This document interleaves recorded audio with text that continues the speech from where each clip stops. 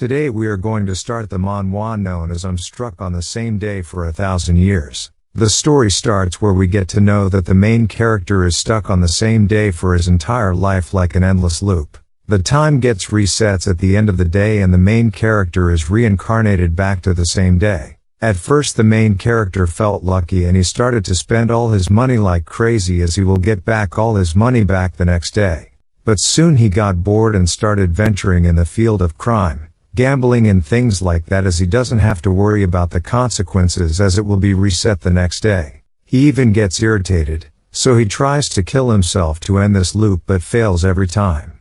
But, at 7 a.m. on July 7, 2020, when the main character turns 1,000 years old, seems like he was telling his story to a beautiful girl in a nightclub over the bar counter. The girl in response questions him whether he actually made such a story and labels it as an old tactic. The main character assures her and speaks of his skills and also says that he'll wake up tomorrow again in the same loop even if he sleeps with her. The girl is a bit anxious at first as it's her first time meeting such a person and so texts her friend to help her. The main character says that her friend is not going to come and says that her ex-boyfriend had come back to her life and so she is going to stay with her. The cute girl says him to stop lying, to which he replies to wait for the next 9 minutes and 13 seconds, after which she will receive a call. Just then, a rude guy forcefully holds the girl's hand and starts to harass her. The girl tries to let her go of the rude guy's possession but fails, so the main character interferes and asks the rude guy to come over to him.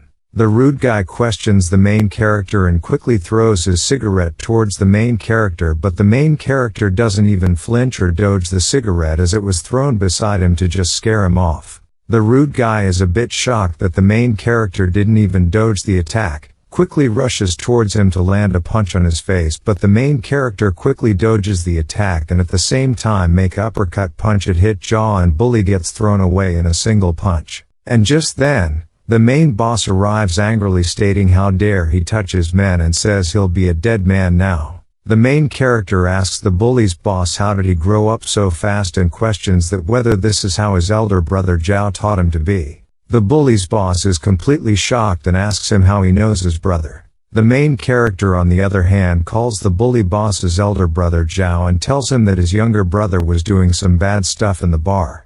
He even goes on to say that if he doesn't want to start a war in China, then he must do what the main character said in the main meeting. He ends the calls by telling Zhao to keep his people in check else there won't be a second chance, as he throws the phone to the bully's boss, who then instantly apologizes for his action. The main character, being in a good mood, says he won't bother them. The beautiful girl is now in utter disbelief and asks herself as to who this person is. Just then the girl receives a call from her friend and her friend apologizes as she cannot come to the bar as her boyfriend came back, and she quickly hangs up the phone. The beautiful girl is in disbelief as the main character's words come true. The main character then asks the girl to come with him and takes her to the garage, pointing to a luxurious car which is not his, and he steals the car in front of the girl as he knows that the time will get reset at the end of the day. The girl questions him that he won't leave her home alone, to which the man goes into Sigma mode saying he's not interested into girls who use a ton of makeup to look pretty. The girl gets angry and brings out a wet wipe and uses it over her face to show the main character that she doesn't use makeup, to which she is now rated 9/10 by the main character. The main character offers her to go to her place as he can prove he is not lying and that the bed in his house is pretty big. The girl gets cautious and says that she will call the police if anything happens to her. The next day the main character wakes up saying that he woke up the same day again and that the girl is gone. Just then the girl enters from the bathroom and says that how come the say is not repeating, to which the main character is completely shocked and the girl now demands an explanation to why is it 8th of July. The scene then shifts to a car chase where Wang's men are chasing Wu Chen and the girl, who are running away in Wang's red car. The goons threaten Wu Chen to stop the car or they will kill him with a gun pointing towards them. The girl is terrified, but Wu Chen says it's a fun part as he speeds up in car. Wu Chen dials an unknown number from which a woman replies hello, and Wu Chen refers her as Mrs. Li and informs her that there is a traitor present in her team who can make her lose the bet.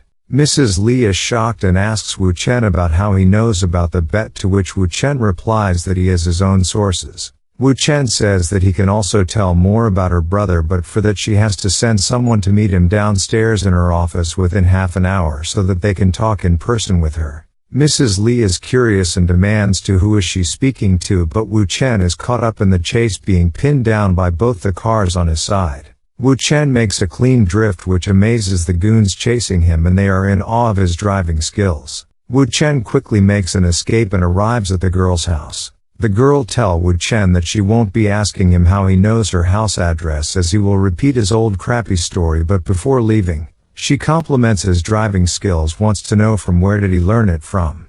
Wu Chen, being Wu Chen, replies that he practiced it through his multiple lives, as he also died a lot of times while learning such driving skills, and cautions her not to try it out as she only has one life unlike him.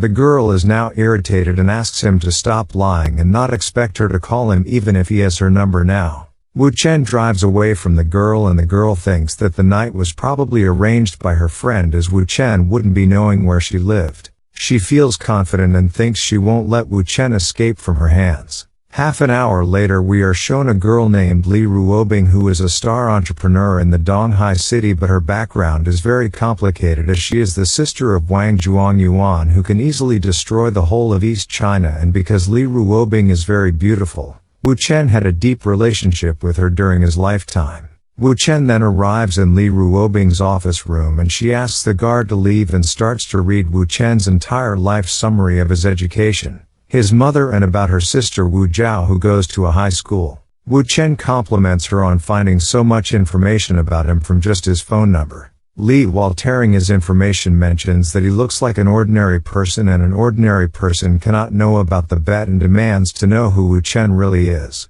Wu Chen replies that he isn't any ordinary, and that he knows a lot of things that she cares about, such as the traitor who has been lurking around her. He demands $10 million to reveal the identity of the traitor, making it a fair deal between them.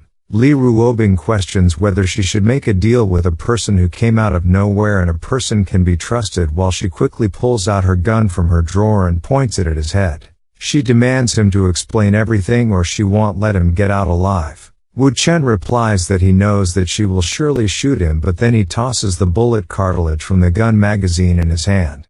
Li Ruobing is completely shocked when she sees her gun's magazine in Wu Chen's hand and wonders how he removed the magazine from her gun, as it was under her table. She guesses that it was when he leaned in front of her when he came into her office. Wu Chen says that he is an intelligent businessman, and it's just using his intelligence that he removed her gun's magazine. He then asks her to trust his ability to gather information, and that he doesn't mean any harm to her but rather wants to earn some money. Wu Chen thinks that the only way he can let Li Ruobing lower her guard is to go around playing the card of earning money for information, and soon he will be able to achieve Li Ruobing. Li Ruobing asks Wu Chen what more does he know, and Wu Chen starts with her entire biography, that she is the eldest daughter of the Li family, but because she was treated differently as a girl, she wanted to fight and prove everyone that she can be stronger than men, but still she could not escape her brother's shadow.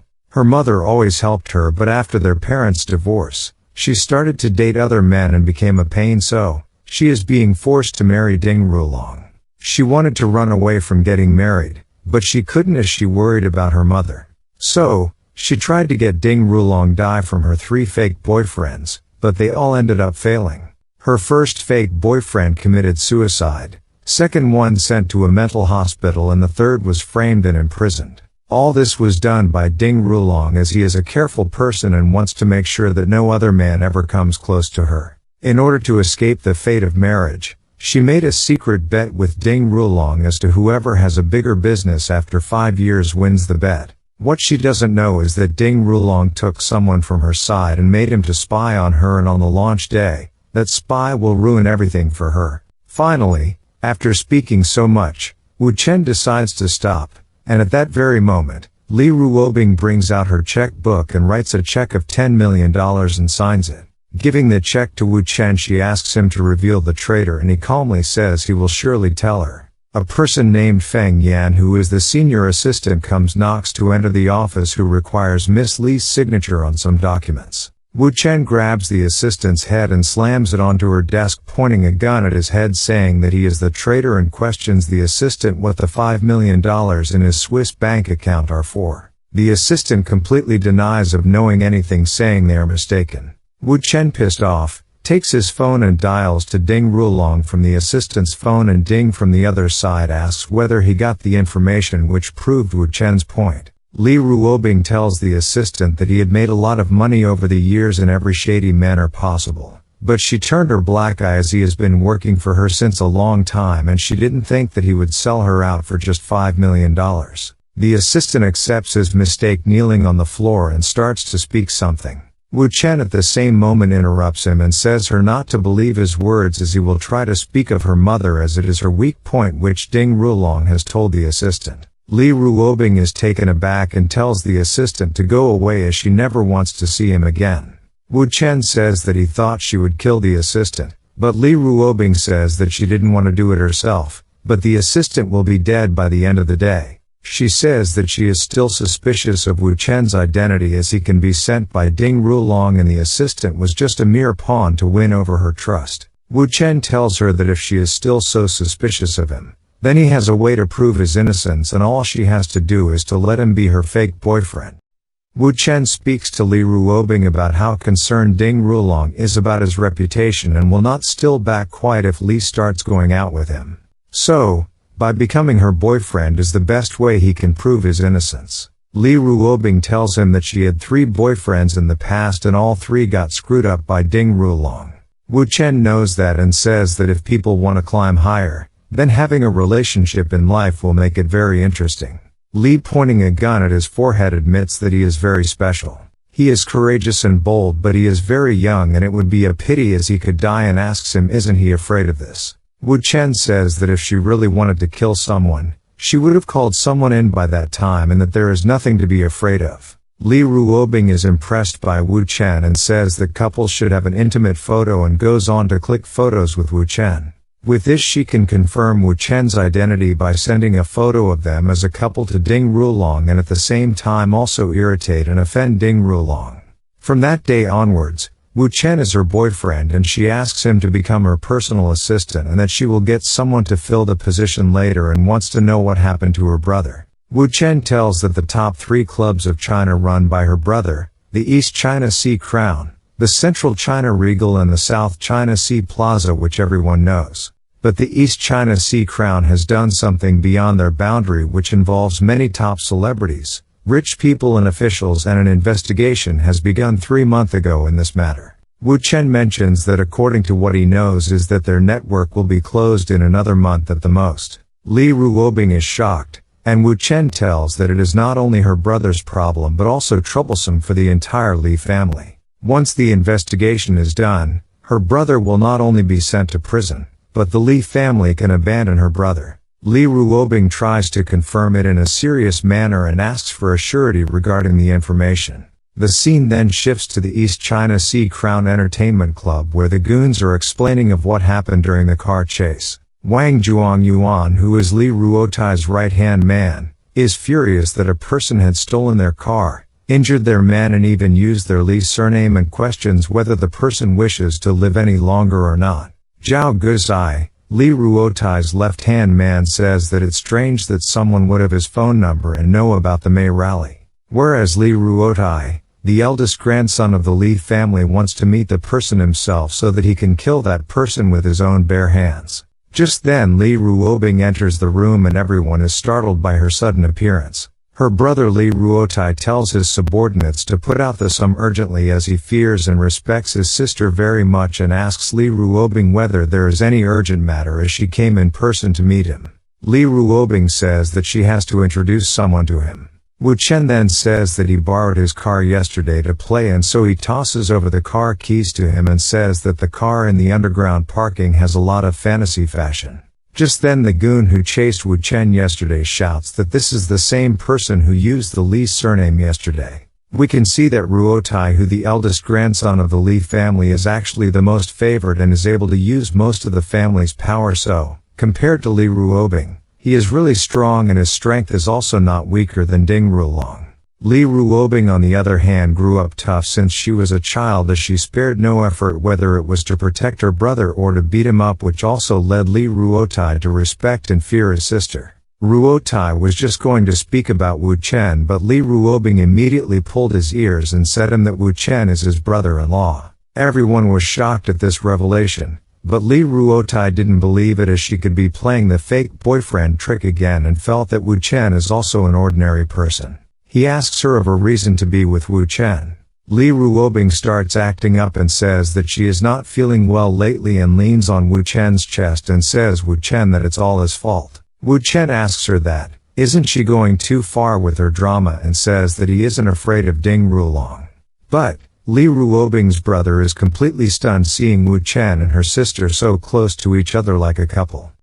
Li Ruobing's brother, Li Ruotai, the eldest son in the Li family, is completely shocked seeing his sister Li Ruobing and the young man Wu Chen so close. Seeing them so close, he thinks as to whether his sister Li Ruobing pregnant with Wu Chen being the child's father. Li Ruotai, seeing his sister and Wu Chen so close, thinks that Wu Chen is just an average guy in terms of his looks. Neither the most handsome man nor a bad-looking man. So, he gets suspicious as to why is his sister going out with an average young man like Wu Chen, who is in his early 20s, whereas her taste is clearly in men older than her age. Li Ruotai gets concerned for her sister, thinking that maybe Wu Chen is deceiving his sister and wants to use her by making her fall in love. As, according to him, love can sometimes make people completely blind and make them so crazy that then think nothing except love. Li Ruotai, being concerned, is now desperate to save his sister from the young man Wu Chen. So, he questions them on when did the two of them meet. Wu Chen replies that they both met 3 months ago when his sister was recruiting interns at a university, which amazes Li Ruobing, as even though she did recruit interns at a university, she wonders as to how does Wu Chen know about it. Li Ruotai tries to bring some sense into his sister's mind, telling that she has only known Wu Chen for only 3 months and reasons that in such a short amount of time how she could know everything about Wu Chen to make him her boyfriend. Li Ruotai now questions Wu Chen about his men, informing him about Wu Chen being with another girl in the Lotus Bar the day before. Li Ruobing is shocked that Wu Chen was with another girl, but Wu Chen clarifies it to clear any misunderstand that the women he was in the club the previous night was Mu Chen, who is the daughter of Mu Sihai, and they are the owners of the East China Sea Mu Biomedical Group. Wu Chen says that Li Ruotai should in fact thank him, as if he had not intervened and saved the girl last night in the club from Lu Huzai and his men for trying to bully and harass her. The girl would have become a huge problem for everyone that no one, including Li Ruotai, could stop. We get to know that the East China Sea Mu Group is the leading biomedical group in the region, and Mu Sihai, the girl's father, is worth billions of dollars, who is also the deputy to the National People's Congress with a lot of contacts within the party. Wu Chen tells him that if in case they had a war against the Mu Group, even if the Li family won, they still would have to pay a huge price at the event. Li Ruotai realizes the grave danger he was saved from, thanks Wu Chen for the help. Li Ruobing is impressed with Wu Chen, as he could subdue her brother, who is a person who is not even afraid of anyone, with just a few words. She then stops the matter and tells them that she came for something important to discuss with them. She tells Li Ruotai that someone from the higher up wants to move the Crown Club's control from the Li family, which makes everyone present in the room shocked at what she said. Li Ruotai himself is very shocked at this revelation and tries to deny it, telling her that he himself had taken care of everything in that matter and he would have known about the matter the very instant if it was the case. Wu Chen corrects him, stating that he should not have blackmailed the people with the video he had taken and should have cut all his business relations with Xiehu a long time ago. Li Ruobing is very furious on her brother, as even after advising him multiple times that Xiehu is not a good person, he is still in touch with Xiehu and is working with him. Li Ruotai tries to calm his sister and tells her that he could explain everything to her, but Wu Chen tells him that his sister Li Ruobing is correct in this regard, as Xiehu is not a good person and that Xiehu has sold him out this time to the higher authorities. He tells that Xiehu will put all the blame onto Li Ruotai and frame him, stating it as Li Ruotai's idea. Li Ruotai is startled, as even his sister is unaware of his business with Xiehu and demands Wu Chen to tell him about who told him about his business with Xiehu. Wu Chen shrugs it off and tells that he is only there for his sister Li Ruobing and not for him. so he doesn't have to clarify about anything to him, and he will only help him because he is Li Ruobing's brother, and if something happens to her brother, she will get very sad. Li Ruotai gets very angry over Wu Chen's statements and threatens that Wu Chen won't be able to walk out alive of the club if he doesn't explain him about how he knew about Xie Hu and his business. Li Ruobing tries to calm down her brother, but Li Ruotai tells her that he doesn't care if Wu Chen lied to her, but he won't believe in any of Wu Chen's words as he seems like a liar who cannot even speak his words clearly. Wu Chen starts to explain that only a few people in China know about the matter. It is only 4 months ago that a person who was parachuted into the East China Sea Police Department named Liao Bo came across to handle the Crown Entertainment case. Some investigators had disguised themselves as guests to go undercover while other investigators lurked into the clubhouse and so have collected a lot of evidences against them. He then writes some names on a piece of paper informing Ruotai that it is the list of all the undercover agents regarding the case and hands it over to him. Li Ruotai reads the names and immediately orders his men to buckle up and investigate all the men present in the list, and he also warns Wu Chen that it will be Wu Chen's fault if the names in the list he gave are wrong. Wu Chen calmly goes and sits down at the sofa demanding Li Ruotai of the amount of money they are willing to spend to know the entire information regarding the matter. A little later we see Li Ruotai checking a camera in his hand where he is seen very frustrated as he orders his men to capture all the people in the list at that very moment. Li Ruotai is in utter disbelief and he cannot digest the fact that there are so many spies in his club. Wu Chen cautions them as the spies cannot be captured and that even if one of the spies goes missing, the cops will start acting up as the cops have collected enough evidence against the casino-related things, and so Li Ruotai asks Wu Chen for a solution in this regard. Wu Chen asks him whether he wants to proceed the old way looking for getting jailed or whether he wants to get out of the mess safely. Upon further insisting by Li Rulong, Wu Chen tells him not to send any of his men anywhere and also apologize to him so that he can fix up everything for him. Wu Chen thinks that maybe he should show some respect to Li Ruotai as now he has become the part of their family. Li Ruobing tells Wu Chen to help her brother as they are a family. Wu Chen tells that her brother doesn't consider him as his family. Li Ruotai has no other option. So, he accepts it, saying that Wu Chen sees him in the wrong way and as he sees Wu Chen as a part of his own family. Wu Chen giggles out and we see Li Ruotai apologizing to Wu Chen, saying that he thought that Wu Chen was cheating his sister and so was a bit hesitant. Wu Chen tells that he isn't cheating on his sister and tells that just for the sake of his sister, he is going to give him an idea. Wu Chen tells, firstly, Li Ruotai has to kill Xie Hu as Xu who knows a lot of things and their plan can get ruined if he speaks up. He tells, Xie Hu often goes to villa number 17 in the Lotus Pond Manor to do Dru's with his mistress.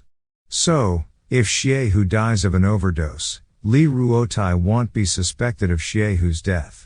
Li Ruobing is all cheered up and mentions it as a great idea.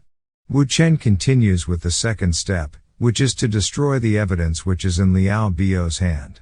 For which he just has to get the evidence and destroy it.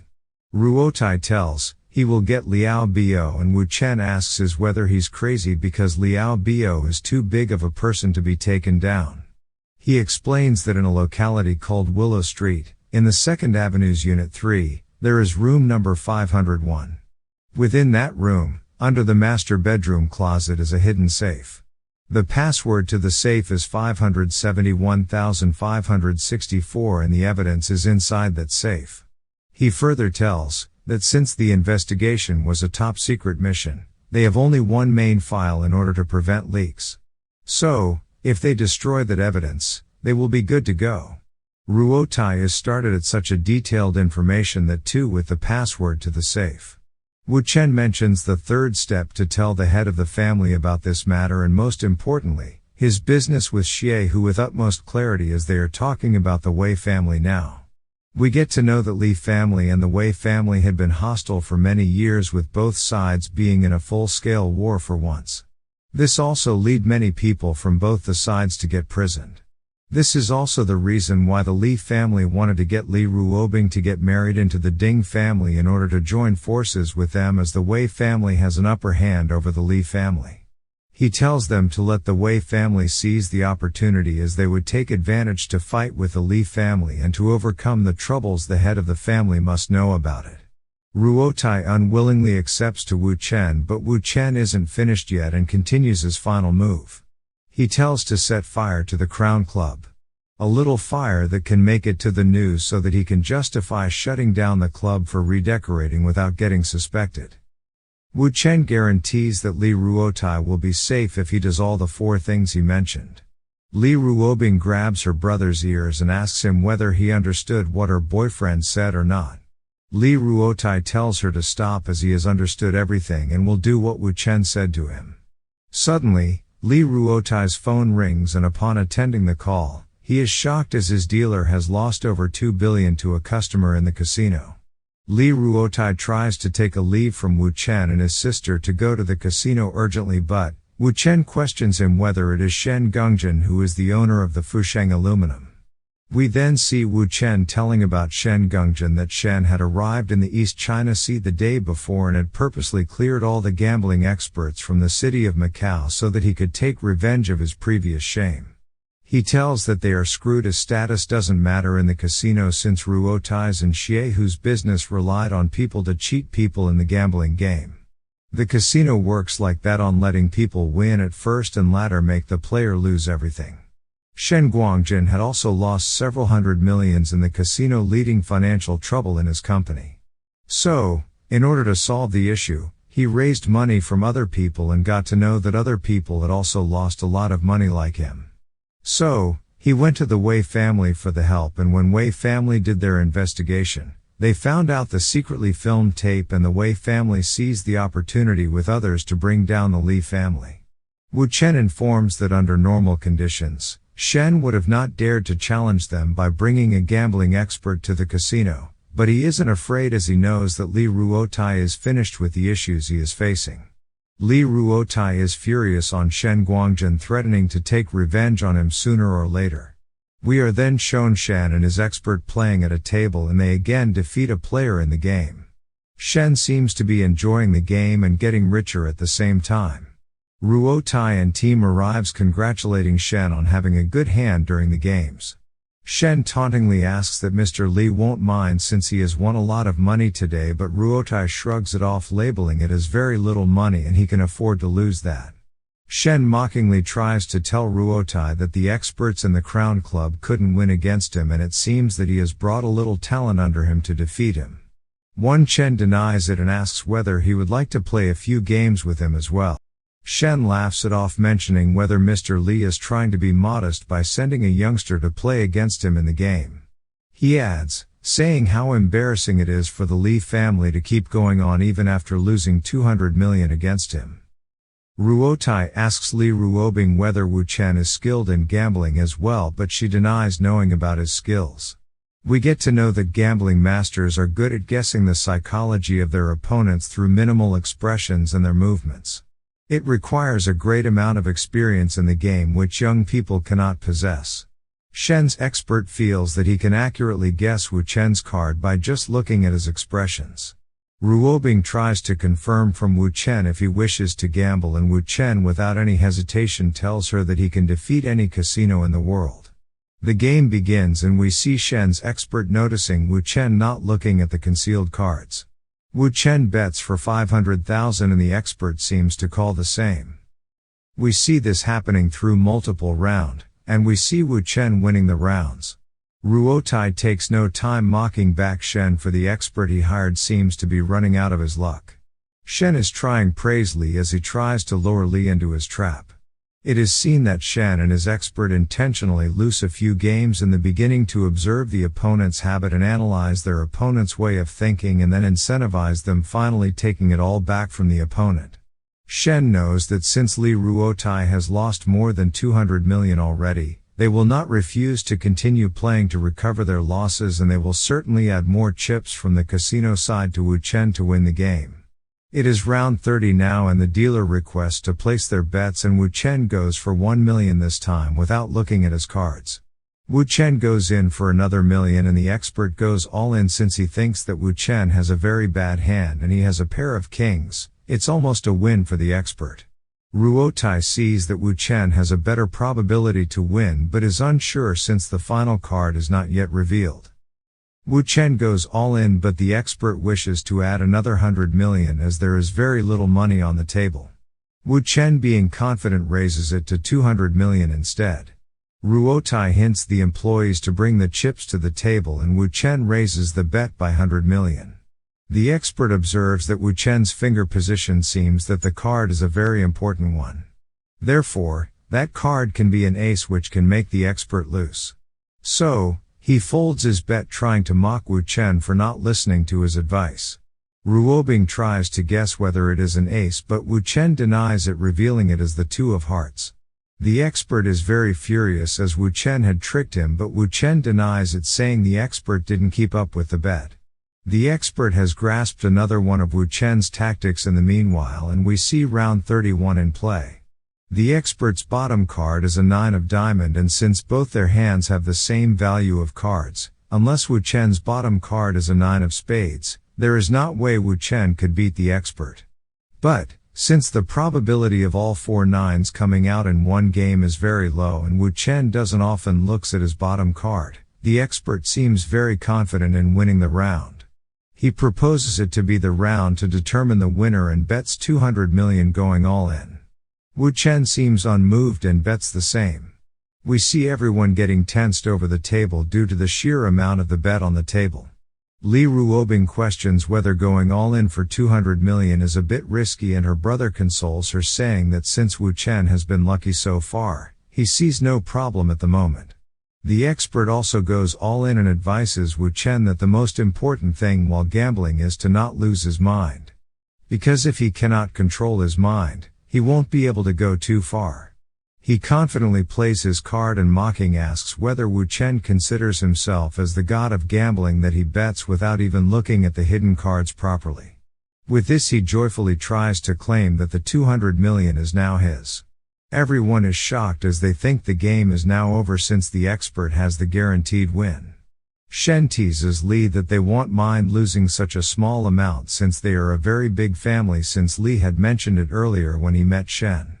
Li could only accept this without replying but Wu Chen taunts as to if they are all done and to see the final card in his hand for themselves. The expert is all tensed up and as he snatches the card from Wu Chen's hand, he is terrified at seeing the 9 of spade as Wu Chen has now won the bet. He tells since it is impossible to read the cards. He asks as to when did he read the cards? Wu Chen asks whether they really thought that Wu Chen didn't look at the cards and explains that he had been checking his cards every time since the first game. He looked at the cards without their notice. He tells that the expert is a good player but just too egoistic, that he thinks that really figure out his opponent by just playing a few hands, just like how he tried with Wu Chen, and whether his flaw was really a flaw and whether his moves were habitual, that even for a split second he didn't think that Wu Chen could be trying to fool him. He reveals that he had been controlling the entire game since the beginning, in which the expert fell as a prey. Ruotai exerts pressure on Chen, telling him that Chen must be in big trouble since all the money he used were borrowed from others. Chen couldn't believe the situation and orders the expert to walk outside to talk. Wu Chen interrupts them, questioning them as to where they are going. Chen asks Li whether this is how they treat guests and whether they are not allowed to leave the club after losing. Ruotai asks Wu Chen for a reason but Wu Chen instead requests for a knife to explain everything to them. Wen moves with the knife towards the expert, grabbing the expert's playing hand, and just then the ace of black card falls from within the sleeve of his shirt. He tells the expert that Wu Chen had already noticed that the expert had hid a card up his sleeves when he requested for a card check before the 15th game, and he didn't want to expose him then because he hadn't won then. Ruotai is furious on the expert as he dared to cheat in front of him and asks Chen for an explanation. Before the expert could speak, Wu Chen pins the expert on the table with force and stabs his playing hand with the knife, mentioning him to suffer the consequences of his actions. The expert is seen in immense pain holding his wounded hand, but Wu Chen is unmoved and asks Chen about it. Chen says that he didn't order the expert to cheat and tells the incident has nothing to do with him. Wu Chen informs that he will head out to take some rest and cautions Ruotai to not take any step within the clubhouse. Li Ruobing is very happy as she asks how Wu Chen feels after stabbing the expert's hand. Wu Chen denies liking it, stating that it will feel the pain as when one stabbing their own hand. Li Ruobing thinks of what a monster Wu Chen is, that even after stabbing someone, he is still so calm, and whether he could even kill someone if that were to be the case. We see Wu Chen and Li Ruobing traveling in a car where Miss Li is praising Wu Chen for being so good in cards. But Wu Chen, being Wu Chen, reminds her not to forget to pay him money. Wu Chen observes something and looks outside the car window. When Ruobing asks, he tells her that a car is following them. Soon, she is informed the same by her driver. Li Ruobing tells the driver to get rid of the followers, as it must be Ding Rulong's men who sends people to follow him here. Mr. Han introduces himself to Wu Chen and compliments him, saying that he is a good-looking man, so is the perfect match for Miss Li. Wu Chen thanks him for his compliments, and Mr. Han apologizes to interrupt their date, taking a quick leave, informing that his client has arrived. Ruobing tells that Han Deli is a nice guy and like to make new friends. In addition to it, he is an officer of the East China Sea Chamber of Commerce, but Wu Chen tells her he doesn't need her instructions as he knows him better than her. He tells that it seems many people do not want to be friends with her, and she confirms it because she has a lot of rivals, especially women who envy her a lot. We see a girl who accidentally meets Ruobing in the restaurant and questions her about when did she start to have a boyfriend. She is Liu Keishu, formerly known as Liu Lejuan. She is 32 years old and is from the Lejuan village from the Irma County in Donghai City. She is married since 7 years with Lu Ganian, who is the chairman of the Danghai Jewelry Group, and even has a son since then. With the help of her husband, she set up her own business, Yongshu Fashion Company, and is a competitor to Li Ruobing's company. Liu Keishu mocks Li Ruobing that since she is 27 years old, the young man in the 20s with whom she seems like an old cow eating a young grass. Ruobing tries to defuse the situation by considering it as a joke and tells her to stop with her act. Liu Keishu asks whether she still cares to what other people say, and Ruobing gets very angry, telling her to stop, and was going to just throw her coffee, but Wu Chen stopped her by grabbing her hand, telling to chill for a moment as he will solve it for her. He walks near to the women and tries to analyze her making faces. The girl is irritated and asks as to why is he looking her like that. Wu Chen tells her that it's nothing, but Tati has seen her before somewhere. Wu Chen tells that he remembers it, asking her whether she worked in a nightclub before. Liu Keishu is very furious and slams the table with her right hand. In complete anger, she emphasizes the word nightclub and tries to belittle Wu Chen, saying his whole family would have worked in nightclubs. She asks how dare Wu Chen slander her by referring her to working at a nightclub, and does he know who she is. Wu Chen mocks her, asking whether she is accusing him of slandering her and whether she knows that her past cannot be erased by putting on a facelift. Liu Keishu is taken aback by how Wu Chen knows about her been worked in nightclubs, and also that she had plastic surgery as it was 10 years ago and no one should be knowing about it. Li Ruobing enters the chat and praises Wu Chen for even having such in-depth information about her, and that his intelligence network is better than what she had thought about. Wu Chen tells her that it is too early to admire him, as the best part is yet to come.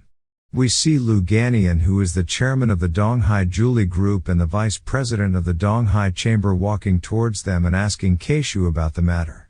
She hurriedly walks towards her husband and tells him that Wu Chen has insulted her and said her that she worked in a nightclub. She asks him to take revenge on Wu Chen for insulting her. Lu Ganian asks Li Ruobing about who is the guy with her. Ruobing tells her that he is her boyfriend named Wu Chen. Ganian tells Wu Chen that since Ganian is a respected person in Donghai and since he has humiliated his wife, it is equal to slapping Ganian's face, and so the matter cannot be solved with just a few words. Wu Chen tells him that there is someone who can solve the matter for him. Lu Ganian questions him whether he thinks that Ganian won't do anything just because he is with Li Ruobing. Wu Chen tells that he is not talking about Li Ruobing but is talking about Ma Huifang. Lu Ganian is completely terrified hearing the name from Wu Chen and asks him if he knows her. Li Ruobing wonders as to what's with Ganian's terrified reaction to Wu Chen's reply. In the meanwhile, Wu Chen requests Mr. Lu to have a small talk with him for a minute in a corner. Mr. Lu accompanies Wu Chen and Wu Chen tells him that he has 2 stories to tell to him. He tells that the main character of the first story is her wife. It is that 10 years ago, she was encouraged by her then husband to enter a nightclub to make quick money for herself. During this time, she met a very wealthy customer in the nightclub. The customer had started a demolition business, and when the person was young, he had a dispute with someone. When the person was released from the hospital, he got to know that it will be difficult for him to have children in the future. The person wasn't able to have children since then, and even vitro fertilization was unsuccessful in his case. The doctor had said about this when the person was drunk, and when Lu Lejuen got to know about it, she started with her evil plan. She got her facelift and changed her name to Lu Keishu, and with the help of her then husband, she became the person's wife. 3 months later, she got pregnant, and a baby boy was successfully born. Of course, it wasn't the client's child but the child of Lu Keishu and her then husband. She knew that Ganian could ask for the paternity test, so she bribed a hefty amount to the doctor to lie about it. Wu Chen tells Mr. Lu that even Mr. Lu would have known that the child does not look like him and that he is just trying to deny the reality because he is eager to have a child. The final part of their plan was to get him to die in an accident and inherit the billions of dollars he had in his possessions. Lu Ganian is surprised but denies that he cannot believe the mere words that Wu Chen spoke. Wu Chen tells that his wife's cousin is in his company and that the cousin is her concubine in reality. He warns Mr. Lu that the 2 of them together are still cheating on him. He explains that Lu Keishu went out with her lover the day before in the afternoon to have an affair. She deliberately took the stairs to avoid the people. He hints to Mr. Lu to check the surveillance cameras to check it himself. Or, he can ask his wife about it, but, to know the truth, he would have to swindle about the matter a bit. Mr. Lu goes towards his wife and asks whether she was with her cousin at the office the day before or not. She replies affirmatively and tells that she was in the office until the end of the day. Mr. Lu tells that his cousin told him that they both went outside to talk to a client and were not in the office. Lu Keishu says that maybe her cousin said it by mistake. Mr. Lu instead tells her that he should rather call her cousin to know about it instead. But, Lu Keishu hurriedly stops Mr. Lu from calling her cousin and tells that she remembers that they did go out in the afternoon to talk to a client, but they came back around 2 or 3 and were there in the office the rest of the day discussing about the promotions. She questions why is he asking her such questions all of a sudden while the young boy is scolding her and whether he loves her and his son or not. Lu Ganian is angry at her and slaps her on her cheeks, telling her to shut up as he has discovered the scandal between her and her cousin. Lu Ganian is in a rage as he orders Lu Keishu to leave immediately as he will talk to her later. He apologizes to Wu Chen and Ruobing about the incident, and Wu Chen and Li Ruobing both assure Mr. Lu that they won't tell anyone about the matter.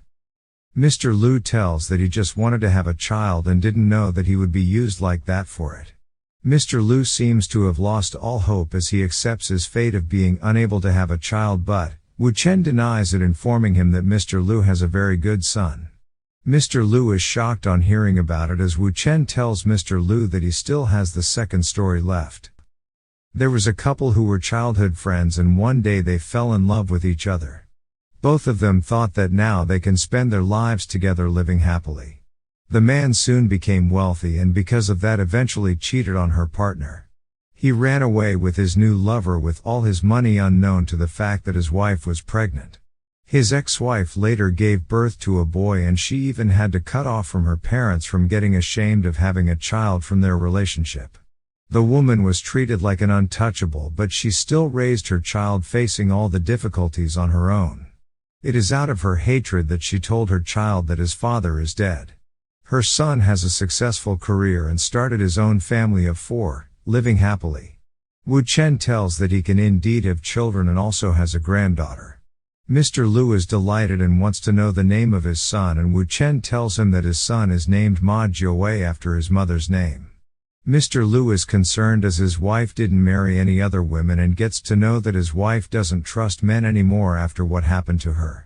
Wu Chen tells that she lives in Donghai and must have come to know that he became rich. But she never looked at him because it hurts her too much to see him. We see Wu Chen getting something out of his shirt pocket, and he brings out a piece of paper informing that his wife's address is in the paper, and it is all upon Mr. Liu to find out whether she has forgiven him or not. Mr. Liu gladly accepts the paper and tells Wu Chen that if he can get back with his wife, he will owe a favor to Wu Chen. Ruobing is impressed as she tells that Mr. Liu now owes him a favor, and he replies stating that it's a good thing as Mr. Liu can be useful in the future. We are then seen Wu Chen leaving the car at night, telling Ruobing that he will see her the next day. But she calls out to Wu Chen to come back to her as she has something to tell him. Wu Chen goes to the car window and asks about it as she grabs his shirt, pulling him over for a kiss. She tells him that Ding Rulong likes to send over people to spy on her, so she wants to bully them. Wu Chen, being a Sigma, leaving everything aside, asks whether it is her first kiss as he tells her that her technique is very brutish, making his mouth hurt, and leaves shortly after. We are then shown an apartment during the night where two women are talking to each other.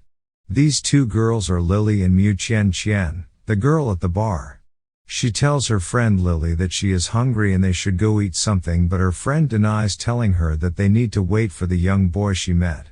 Mu Qian Qian tells her friend that she wanted to do what she did that day, which makes her friend furious at her as she got brainwashed by a young man and she can't let that guy off so easily. Mu Qian Qian asks whether it was she who told about her to Wu Chen and how did he know so much about her. Her friend is very furious, letting her know that she didn't tell anything to Wu Chen and that the most important thing right now is to beat up that pervert. Mu Qian Qian regrets asking about Wu Chen from her friend as she just wanted to know about Wu Chen and didn't expect her friend's reaction to being like this. We then see Wu Chen entering the corridor where Mu Qian Qian and her friend are talking.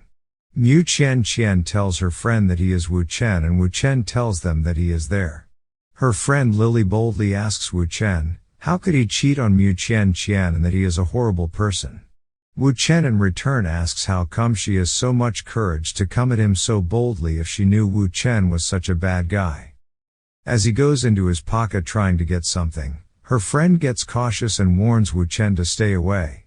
But Wu Chen just pulls out his door keys and tells that he has to open his door. Lily is agitated as Wu Chen ignored her and she was just going to tase Wu Chen, but Wu Chen calls out to her not to attempt anything on him. While opening his door, he tells her that Hu Xiaowei is cheating on her. He tells that when Hu Xiaowei went back to Donghai 4 days ago, he first went to see his lover who lives in Unit 201 on 19th Fujian Road, and after that went to KVT with his friends for a few days. Since he ran out of money yesterday, he came back to her. Lily questions as to whether it is true, trying to show she does not believe it. Wu Chen tells her to check it herself by calling him and trying to get the information by other means. Lily, being arrogant, tells that she knows men better than him and she will call her boyfriend immediately and prove him wrong.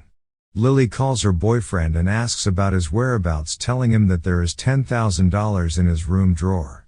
He tells her that he is home, and when he gets to know of the money, he tells her that he is unaware of the money and will about it in half an hour to her. Lily rushes in anger as she now knows that her boyfriend is cheating upon her as he is not back home and she will beat him to death.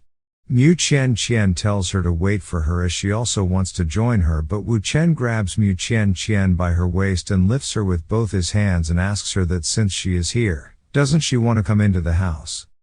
Mu Qian Qian asks Wu Chen, why did he pick her up, and Wu Chen goes smoothly, telling a princess shouldn't get tired, referring to her.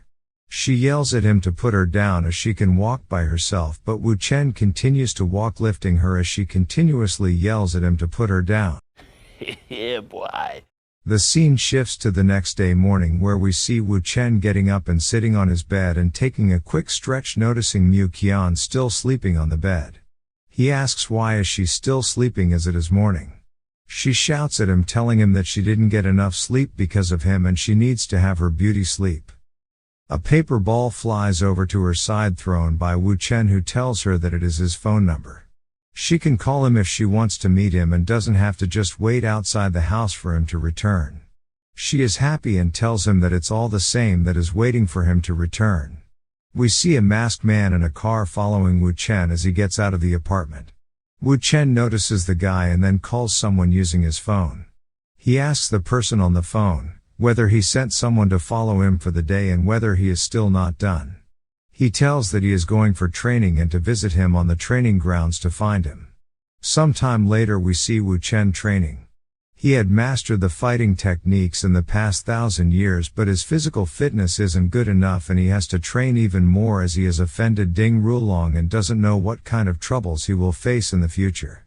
We see Wang Zhuangyuan, who is Li Ruotai's right-hand man, coming up to visit Wu Chen. Wu Chen notices Wang coming up to visit him. We get to know that before, Wang was just a second-rate. But because he and Li Tai climbed the ranks of connections, he gained power and was able to expand his influence. In just a few years, Wang became one of the 4 bosses and the youngest to become one. The 4 bosses control 90% of the entertainment industry in the East China Sea and are even involved in businesses such as quarry and logistics. Wang nervously tells Wu Chen that he has something to explain to him and that Wu Chen misunderstood him. The person he sent to follow him was to ensure their safety and not for ill intention. Wu Chen tells that Li Ruotai probably doesn't know about Wang sending men to follow him in Ruobing. And since Ruotai is very protective of his sister, if he gets to know about Wang following them, Wang will get screwed. Wang is sweating heavily, unable to gulp down, realizing what Wu Chen meant. Wu Chen comforts him, telling him to relax, and if he really wanted to tell Ruotai about Wang, he would have not called Wang. Wang asks Wu Chen what he wants in return. Wu Chen calmly tells that he wants to be friends with him, since he has a lot of subordinates. So, if he is short on manpower, he will ask for his help. Wang is relieved and assures him that he would definitely help him, and Wu Chen doesn't have to hesitate to ask for help in the future. Wu Chen thinks that even though he has a lot of information, since he is short on manpower, things will get a lot easier now with Wang's help. Wu Chen gets a phone call from Li Ruobing. When Wu Chen answers the phone, she asks him to come to her quickly as something has happened in the company. Wang hands over his car keys to Wu Chen, informing him that he has extra pair of clothes as well to change. And if Wu Chen doesn't mind, he would give this as an apology and Wu Chen can use it as his transport in the future. Wu Chen accepts it happily, saying it since Wang doesn't mind giving the car to him. We are shown the office, where everyone is worried, trying to contact every other person. Wu Chen enters Ruobing's office, where she is talking over the phone asking for someone's health and whether that person can attend the press conference or not, and then hangs up after confirming the situation. Wu Chen asks her about the matter and whether something happened. Ruobing informs that their product spokesman, who is a new generation female singer, Deng Zunya, has met with a car accident. Wu Chen tells that he helped her yesterday find the traitor, and since Ding Rulong found out that they could not steal the information, it seems that they got Miss Deng into an accident so that she could not speak for the new product of the symphony fashion, and this obviously is not a coincidence. Ruobing is sad that Ding Rulong did such a thing, and he even violated the rules of their bet and even used his family's influence. Wu Chen, on the other hand, asks whether she wants him to help her find a new spokesperson. She asks that she does need a spokesperson and whether did he find someone for the job. Wu Chen asks whether a national first-class movie star with the Golden Horse Award, the Golden Image Award, and the Golden Rooster 100 Flowers Film Prize, Tao Manying, qualified for the position. Ruobing mocks him, saying that such a popular movie star would never even meet them, let alone be their product spokesperson. She knows that he is trying to help, but he shouldn't bluff her like this. Wu Chen places a bet on the same, since she doesn't believe him. A bet whether he can get Tao Manying to show up in their office tomorrow morning to sign a contract with them. We get to know that Tao Manying is a popular first-class actress who was also the first one to enter the ranks of international film stars by sweeping the awards of every major film festival with her major production, The Sword and Autumn Water. She has been receiving many endorsements since then, becoming one of the highest-paid actresses in China. Ruobing questions him whether he is saying that he would sign a contract with Tao Manying the next morning and whether he is joking, as she is now filming abroad and has multiple makeup endorsements to do, so it isn't possible. Wu Chen is adamant, telling her to bet on if she doesn't believe him, and she readily accepts to make him leave her alone. Wu Chen wants to tell that if he fails to get the contract signed by the next morning, he would pay her $20 million. But, if he wins, $20 million will be very less for the endorsement he will get her, and she can't be jealous if he wins. Ruobing wants to know why would she be jealous, as they are just pretending to be a couple and she is not in love with him. She tells him to find whoever he likes, as she has no right or interest in interfering in his life. Wu Chen seals the deal for the bet, going to take a leave, but then tells her to put 20 million in his account, hinting that he has already won, making Li Ruobing very irritated. Wu Chen comes out of the office calling someone and asking for a favor. We see Wu Chen and Wang walking into a gaming cafe. Wang informs him that all of the men are his brothers who are good at gaming and asks what he wishes to do. Wu Chen tells everyone to turn on their PCs and play the legendary City Lords, mentioning a specific version. He instructs him to get all the players registered and go to the third area that opened at 5:00 the day before yesterday and use a specific name. We see a panel asking for the name, then he tells everyone to wait in the new player area and recharges his ID with $10 million. He recharges it to build a clan waiting for someone to arrive. 4 hours later, we see them playing the same game. The players are all hyped up as they have never played with an account with hundreds of thousands of credits in their game ID. They have defeated multiple monsters and cleared multiple levels. Wang tells that their clan has suppressed the biggest clan in the server and now has become the biggest clan, which has cost them more than 8 million for the levels and equipment. Wu Chen tells him that there are no more casual players on the server and other small clans have quit the game, and all that remains on the server is the Dragon Slaughter clan. He tells Wang that it is time to activate the second step of his plan. We see a message popping up informing every player that the King of Hegemon has started the battle against the Dragon Slaughter, telling everyone to gather at the main city square. We see everyone fighting in the main city square. Wu Chen tells them to gather at the Chiku Square and prepare for the battle with the Dragon Clan. Another person from the Dragon Clan compliments Wu Chen for making so much fortune in the game, telling that maybe Wu Chen is a diehard fan of the game. The person tells that it is still not clear who will win since both clans have similar power. Wu Chen on the other hand tells that the winner will be decided very soon, making. The person asks Wu Chen about how he plans to win, but Wu Chen denies it, stating that the Dragon Clan will win, making the person shocked. Wu Chen orders everyone from his clan to listen to his order and remove their equipment and get off the game. We see everyone getting off the game, which makes the person shocked as he begs like a little kid to Wu Chen to play more with his clan, as it is very difficult for them to find an opponent like Wu Chen. He tells that Wu Chen has spent $9 million in the game, and if he quits right now, he would not be able to become the boss of the server. Seems like Wu Chen was waiting for this exact moment, as his plan succeeded. He tells that he has to go to work since his wife's company is in trouble, as the product spokesperson they had agreed on had met with an accident. So, he has to help her find a new spokesperson. The person cheerfully tells Wu Chen that it's a very small task and he can get as many actresses as he wants since multiple actresses work under him. He tells that he is not bragging about it, but he can also call upon Tao Manying with just one phone call. Wu Chen tells the person that he has some work to do, so will take a leave as he has to go to East China for a company trip, and so he cannot play at the moment. The person is surprised as Wu Chen is also from East China. But Wu Chen takes a leave even when the person tells him to wait for a second. As Wu Chen gets up to leave the gaming cafe, he gets a text from the same player on his phone stating that he got Wu Chen's number by bribing the owner of the private server. He asks Wu Chen to join him at play when he is finished with his business, and asks Wu Chen that since they both are in East China, where do they meet? Wu Chen knew about that person, and this is all he planned to lure that person for getting the actress to work for him. Wu Chen replies that the person can decide where to meet as he is in a hurry at the moment. Wu Chen praises the other gamers and relives them of their duties for the day as he receives that the person would be waiting for Wu Chen at the Qingyuan building in the Zhongcheng district. Sometime later, we see the Qingyuan building where they both get introduced via their in-game name. The other player is the second son of the Lei family of the Hongfa industry named Lei Cheng, who is 42 years old. He introduces himself as Wu Chen to Lei Cheng.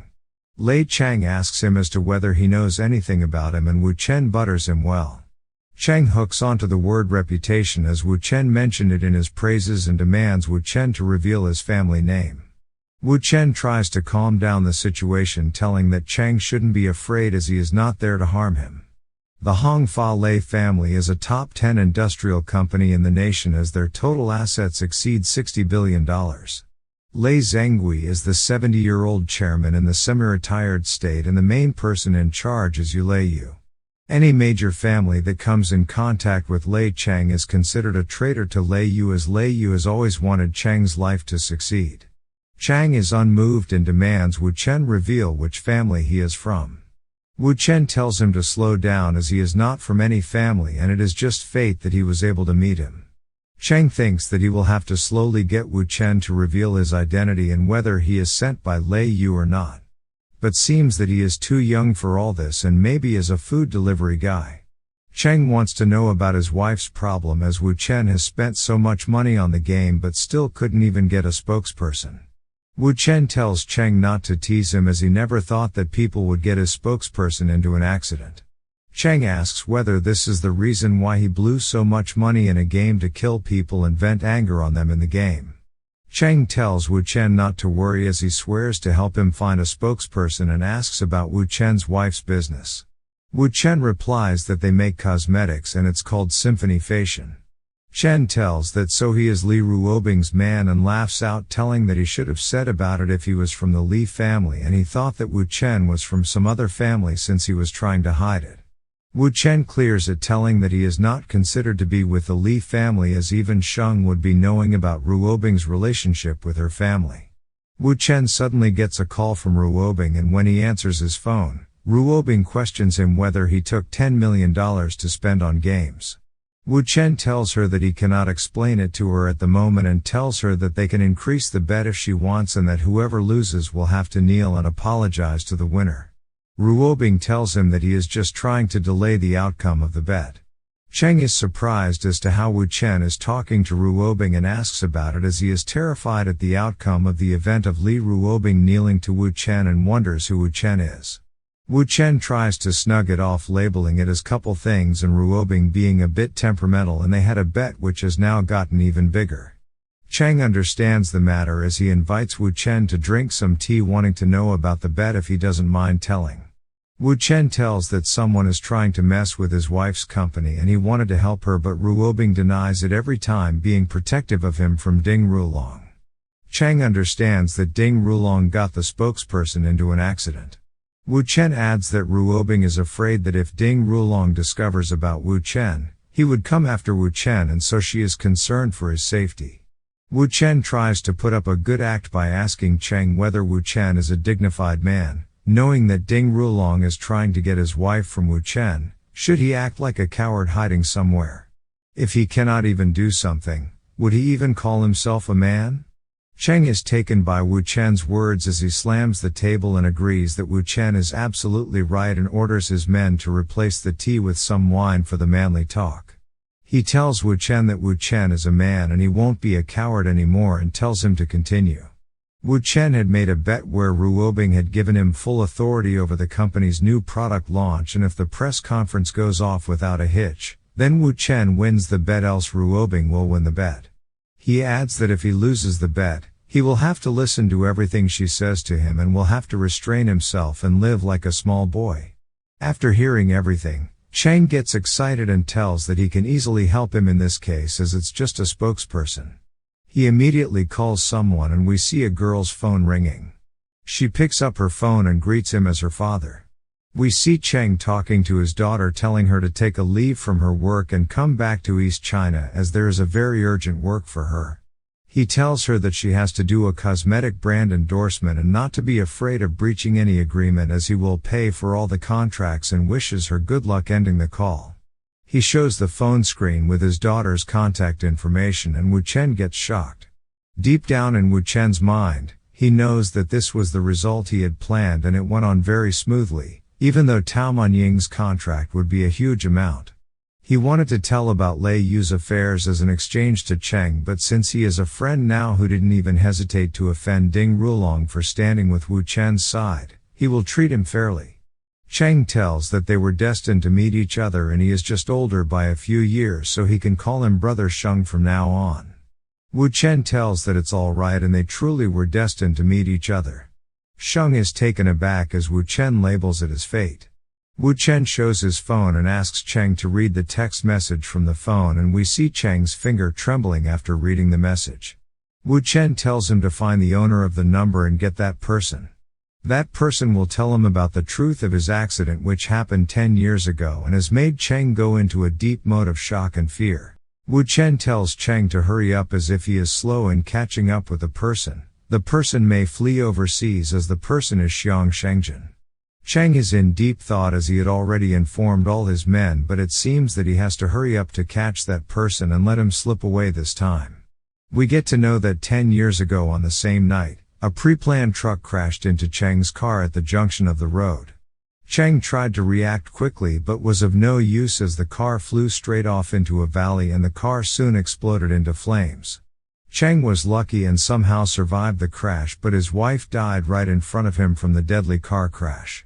Cheng was in the ICU for the next 3 months during which his agent brought him cues related to the car crash. The driver of the truck was Xiang Shengjin who is the deputy head of the security department of the Hongfa group and also worked for Lei Yu. But, after the accident, he disappeared, and Cheng lost direct evidence and could only accept their words. For the past 10 years, Cheng pretended to be a stupid cynical rich kid, waiting for the day when he could find Xiang Shengjin and discover the truth regarding the incident. Cheng's subordinate informs him that the identity of the person has been confirmed and the address has been found out which makes Cheng very happy. Cheng takes a leave from Wu Chen and tells that he owes Wu Chen a favor for the information and if he needs any help, Wu Chen can count on him mentioning Wu Chen as his brother. It has been just 2 days in his new life and Wu Chen has 2 more brothers namely, Lu Ganian and Lei Cheng. But, his work is done and he had to now go get his 20 million with a kneeling apology from Ruobing. He dials Ruobing's number in his phone but we see that Ruobing is hanging up his calls. She texts him saying that she is in a meeting. Wu Chen tells that wasn't a meeting in the morning and that maybe she is still mad at him for spending $20 million to play a game. But he lets it all go and heads toward home. We see there is a traffic signal and the color is red indicating vehicles to halt. Multiple cars are at a halt waiting for the signal to turn green. Wu Chen notices a fleet of luxury cars and notices another woman. This woman is Su Qingying, the most beautiful girl in the East China Sea. She is one of the women who impressed Wu Chen the most in his previous reincarnation life as she is very different from the inside from her outer appearance. She is also very obedient and easy to control. Wu Chen thinks that since he has a chance to meet her by chance, he thinks to flirt a bit with her.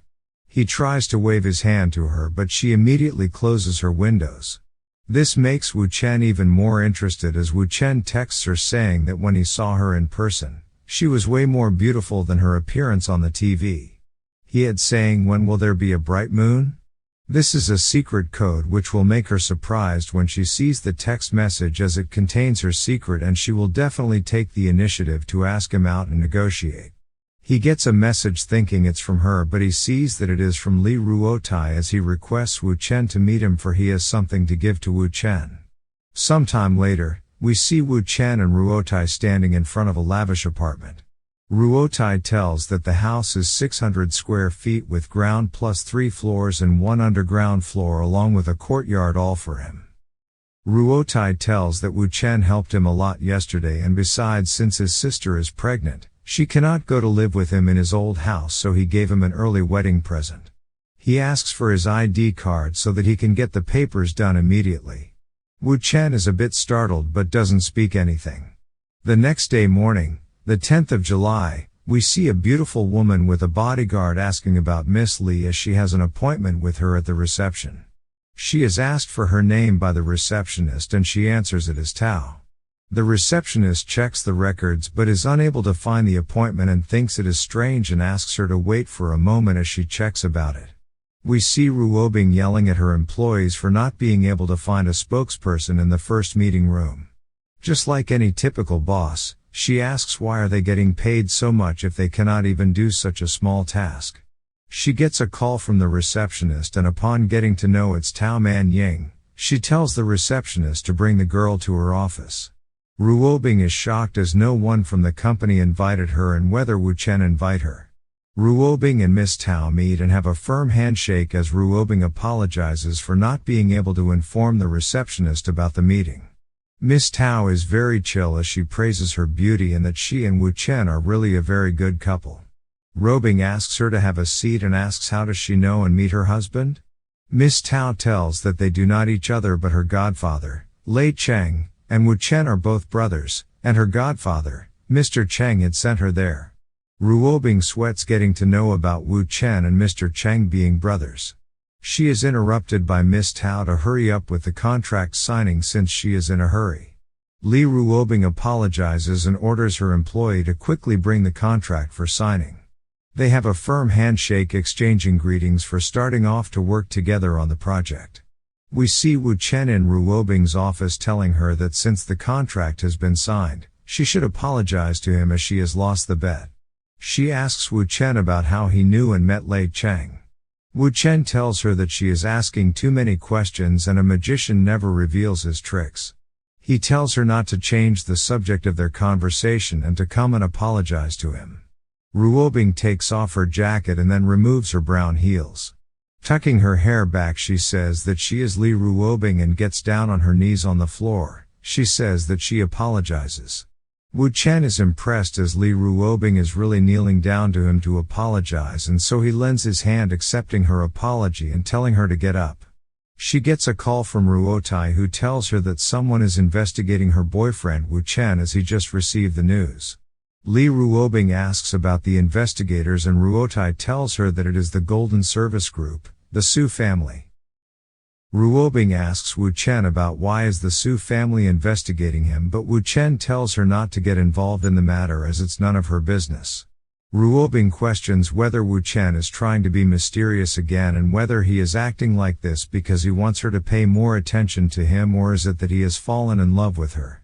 Wu Chen is provoked as he enters his Sigma mode, telling her that she is neither the most beautiful woman nor the richest in the region and that she is always arrogant and unfriendly to strangers as if she looks down upon them. He asks her where she gets that level of confidence to think he would fall in love with her. Ruobing in despise tells him that it feels like he has a lot of women who are all very stunning and beautiful and can overthrow nations.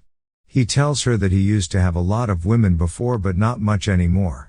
He tells that it is hard to say if all of them were extremely stunning and beautiful, but were definitely a lot of women who were more beautiful than her. Li Ruobing gets jealous asking about who that woman is as she is interested in knowing about it. Wu Chen tells her that he won't fall for her tricks of inquiring about his private affairs just for the sake of proving a point to her. She teases Wu Chen, telling that since he cannot tell about that woman, she doesn't believe him. But he doesn't need to be disappointed as it is not a big deal for her and he doesn't have to twist his tongue over it. Just then, Wu Chen gets a call from Su Qingying and Wu Chen tells that here it comes. He picks up the phone and Su Qingying asks whether she is speaking to Mr. Wu Chen and introduces herself. She asks him to meet her in person as it is very important and if they can make an appointment. Wu Chen, showing off in front of Ruobing, asks whether it is really necessary to meet in person. We see Su Qingying telling that it is really necessary and there are certain things that are better discussed in person and to meet her at the Tang Sha's private clubhouse the next morning at 9 o'clock, and Wu Chen agrees to it. Ruobing is completely jealous, asking Wu Chen about Su Qingying and whether he is hinting that he was telling about Su Qingying being her woman. Wu Chen tells her that Su Qingying isn't his woman at the moment, but who knows, maybe she will be in a few days.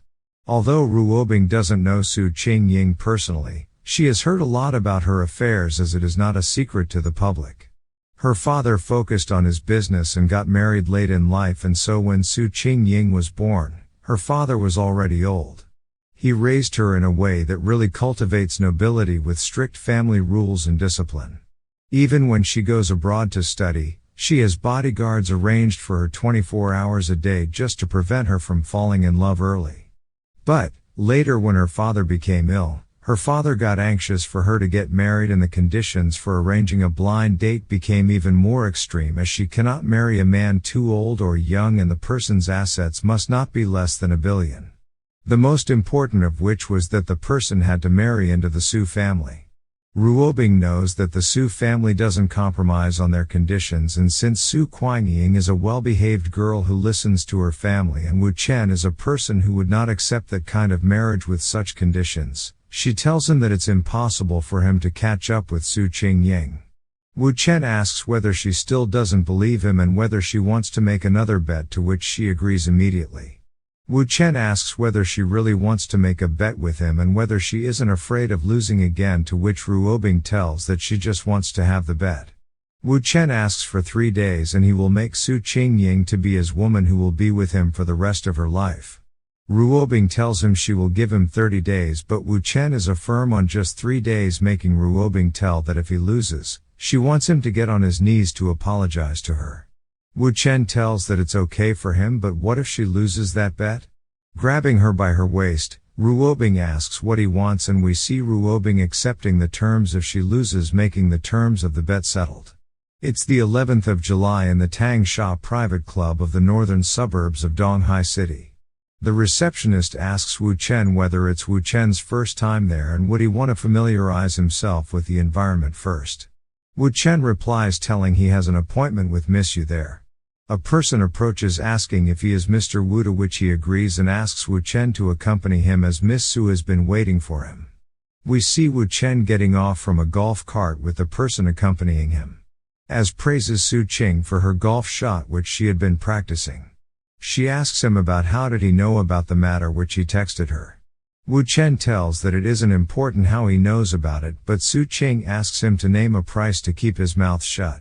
Wu Chen asks whether she thinks he is blackmailing her as she is offering him money. She tells that not accepting the money will only make it hard for her to trust him. Wu Chen asks since she is so worried that why didn't she bring more bodyguards? She can arrest him and dig a hole to bury him to make him shut up forever. She tells that she is not like Li Ruobing, so she won't do such things, and since he is Ruobing's boyfriend, no one will dare to do that to him. Wu Chen asks her whether she needs something to make her feel reassured, which makes Su Qing clueless as he grabs her by her hands from behind, squeezing her, telling whether she needs evidence, which makes her uncomfortable, requesting Wu Chen to leave her.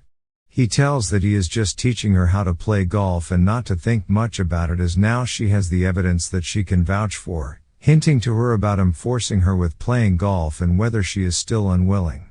She thinks that Wu Chen is Li Ruobing's boyfriend, and if Ruobing gets to know that Wu Chen was holding her like that and would never believe that he was just teaching her how to play golf, and would definitely tear Wu Chen into pieces. But then she realizes that the one who should be scared is not her but Wu Chen, and the less she struggles, the more she can grasp his handle to death. Su Qing's bodyguards, seeing Wu Chen so close, think about what is happening to her. Whether she is resisting or accepting Wu Chen's actions, and seems to have no clue regarding the event. Su Qing asks Wu Chen whether he is not afraid of her calling Li Ruobing and telling him about his actions. Wu Chen tells that he is actually scared, but even she must be scared of getting her secrets exposed, so they are even. She asks whether he is deliberately giving her a point to blackmail him back. He tells her not to think around while spanking her and tells her to continue playing golf. He advises her not to turn her hips outwards but to keep them inwards, questioning her about how her coach taught her to play golf.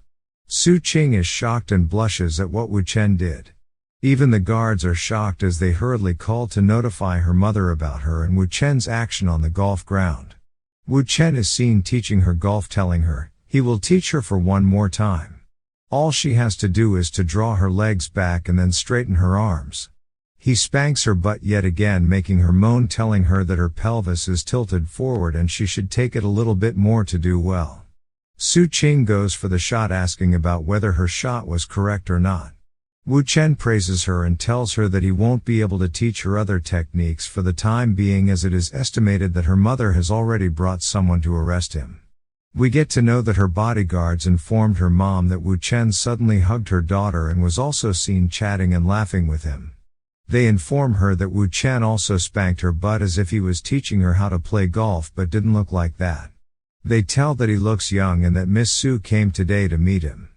Her mother is shocked and furious, at the same time ordering her men to keep a watch on them and not let them escape as she is coming over right away. The bodyguards say that they would do as she asks. Su Qing asks Wu Chen that if her mother is coming there, then what should they do? Wu Chen tells that they will talk later and will have to escape from there first. He asks whether she wants to escape with him. This makes her question herself about it. He asks her whether she wants to live like this forever, which makes her nervous. He grabs her hand and tells her not to think much about it and just run. The guards try to catch them from fleeing from the golf court, but they both manage to escape in a red car. The guards inform their boss that Su Qing has escaped with that boy, which makes her mother shocked. Wu Chen asks her whether she is afraid, which she denies. She gets a call from her mother on her phone. Wu Chen advises her to consider being herself for a day, hinting to live a carefree life for a day. Su Qing is sweating heavily as she has to answer her mom's phone. She gathers the courage and answers the phone and tries to tell that she is with a friend. This makes her mother rage as she tells how come she is with a friend and when did she get to meet a friend. She asks whether she knows about herself and whether that man is good enough for her that she ran away with a man. Her mother tells her that she really let her down today and to return to her home at that very moment. Su Qing thanks Wu Chen in her heart to make her feel herself as she yells at her mother over the phone that she is a human being who can breathe and not her puppet. This makes her mother shocked as she cannot believe what Su Qing said to her. Wu Chen tells Su Qing that her mother will try to mobilize all the power of the Su family to find them, and she tells that her mother is afraid of losing her reputation and so she won't make a big deal out of it. Isn't she afraid that he can really abduct her and sell her somewhere, and whether she still wants to go around with him? She asks whether it even matters, as no one ever dared to approach her in her life and she always lived under a false light. When she was a kid, people always praised her as the kid who always got first place in her exams and told her that she was different from everyone else around. When she started her own business, she was complimented by people who were in her wealth and not who she was. Her mother always made her live the way she wanted to, making her better day after day. She would never let her eat a second bowl of rice so that she doesn't get fat and say the most beautiful in the whole of East China, and she is all tired of this. Su Qing tells that maybe running out with him may be the only chance she has, as he really makes her feel comfortable as a person. Wu Chen believes that she made the right choice and that it's better to change sooner than to be sick beyond cure. She asks whether he is Li Ruobing's boyfriend and whether he is afraid that Ruobing will find out about it as she unbuckles her seatbelt. The next second we see her grabbing Wu Chen by his face and having a French kiss, all lip-locked. Must be tasty indeed. Wu Chen in a bossy manner asks her what is she doing as he is driving and whether she wants both of them to die, and also why is she kissing and biting him at the same time. Su Qing tries to speak something, but Wu Chen orders her to sit still at her place. She submissively follows what Wu Chen says and sits still. Su Qing's hidden attribute is being submissive, which makes her really interesting. Wu Chen remembers the day when in one of his reincarnations on the same day of the millennium, he had got hold of her, the first beautiful girl of the East Sea without any flaws. To satisfy his curiosity about how she became a high-quality human template, she opened her laptop and logged into a form in front of him where he saw multiple comments under her posts with all sorts of creepy comments as he read it throughout the night. Looking at those posts, he realized that the perfect shiny image that has been maintained over the years was actually a lock on her body that weighed her down. That post not only showed the chain and mask on her body but also the textual evidence of her hidden attributes of a jitterbug. Wu Chen never thought that there would be a day when he would need to use this attribute of hers, but he tells her to fasten her seatbelts and sit tight. She asks him where he wants to go, and upon Wu Chen's green signal, she tells him to go to his house. Wu Chen agrees and we see our scene of a view of a tall beautiful building 4 hours later. Something very important has happened and we see Wu Chen and Su Qing sleeping over each other. Wu Chen gets a call and upon picking up Ruotai's call he asks whether the Su family came to his place. Ruotai informs that he received a call and it was from Mrs. So, who asked him about the person driving the car, and he couldn't do anything but answer it. He asks what's going on, but Wu Chen shrugs it off, saying that it is nothing but a small problem and he will handle with himself, and hangs up the call. Wu Chen immediately gets a call from Li Ruobing. When he picks up the call, she asks whether he offend anyone from the Su family as she was contacted by them. Wu Chen asks if she wants to know about the matter, to which she agrees. Wu Chen tells her to wait a minute and asks Su Qing to say something. Su Qing asks him what he wants her to say, and Wu Chen tells her to say whatever she wants to say and not worry about Ruobing knowing why she is. Ruobing asks over the phone saying, "Honey, who are you talking to and whether everything is alright?" Wu Chen tells Ruobing to ask about it herself to the girl. Su Qing asks who the person on the other end of the call is, and Li Ruobing tells her it is her. Su tries to show that she recognizes her. Ruobing asks as to who is she speaking to, and she reveals that she is Su Qing Ying. Li Ruobing seems furious as she questions her about why is she with Wu Chen and what is her relationship with him. Su Qing tells that they are just friends discussing work. Ruobing knows that she was clearly shouting at him, and now she is saying that they are friends and that something is wrong. So, she apologizes to interrupt their work and asks her to return the phone to Wu Chen to talk to him. She asks Wu Chen about his whereabouts and gets to know that he is in the old house in the villa Ruotai gave him. She tells Wu Chen to wait for her there and not to leave the house. Wu Chen thinks it will be very interesting when Li Ruobing will arrive. Su Qing asks him why is he not afraid that Ruobing will get to know about their relationship, to which Wu Chen replies that he and Ruobing are not in a relationship and it is a secret. She tells that so he is also a fake just like the other three she had. Wu Chen instructs her to keep it secret since even her younger brother doesn't know about it, to which she agrees as she doesn't want to cause trouble for herself. She tells so the reason Wu Chen lied to her and sent her a fake handle was that he wasn't afraid of Li Ruobing. Wu Chen grabs her by the waist asking if she regrets what Wu Chen did. She denies it, saying she doesn't regret it at all. At the same time on the other side, we see Li Ruobing rushing to Wu Chen's house in a white car, thinking that it doesn't make sense and she cannot find any reasonable explanation as to why they are together, as Su Qing is not such a woman. Just like Tao Yao Ying signing a contract last time, the core of the issue is Wu Chen, and that Wu Chen is really like a god, unfathomable and mysterious. She arrives at his house 40 minutes later and Wu Chen greets her asking her to come inside, but Ruobing goes inside in search of something and we get to know that she is searching for Su Qing, asking about where she is. Wu Chen points out where Su Qing is and we get to see Su Qing in an apron calling Wu Chen as honey and asking if Miss Li has arrived. She greets Li Ruobing telling her it's been a long time since meeting her. Ruobing exchanges the greeting thinking about whether she is Su Qing and whether she is cooking food for Wu Chen. Su Qing calls Wu Chen as honey, telling him that the soup is almost ready and she will scramble another egg and will be able to eat together in a moment. Li Ruobing is getting jealous as she asks Wu Chen about what's happening, and Wu Chen tells her that nothing is happening as Su Qing is his woman. Ruobing is shocked as she questions him about how did she become his woman and when did it happen, and Wu Chen tells her that it happened the same day. She is startled as they became a couple today and asked whether they knew each other before getting no for an answer. She was going to question more to Wu Chen, but Su Qing calls out to Wu Chen telling him that the meal will soon be ready and to watch the pot as she is going to the bathroom. Su Qing tells Miss Li not just stand there and have a seat because the meal will get ready very soon. She shuts the bathroom door and Ruobing doesn't understand a thing as she grabs Wu Chen's hand telling him to come with her.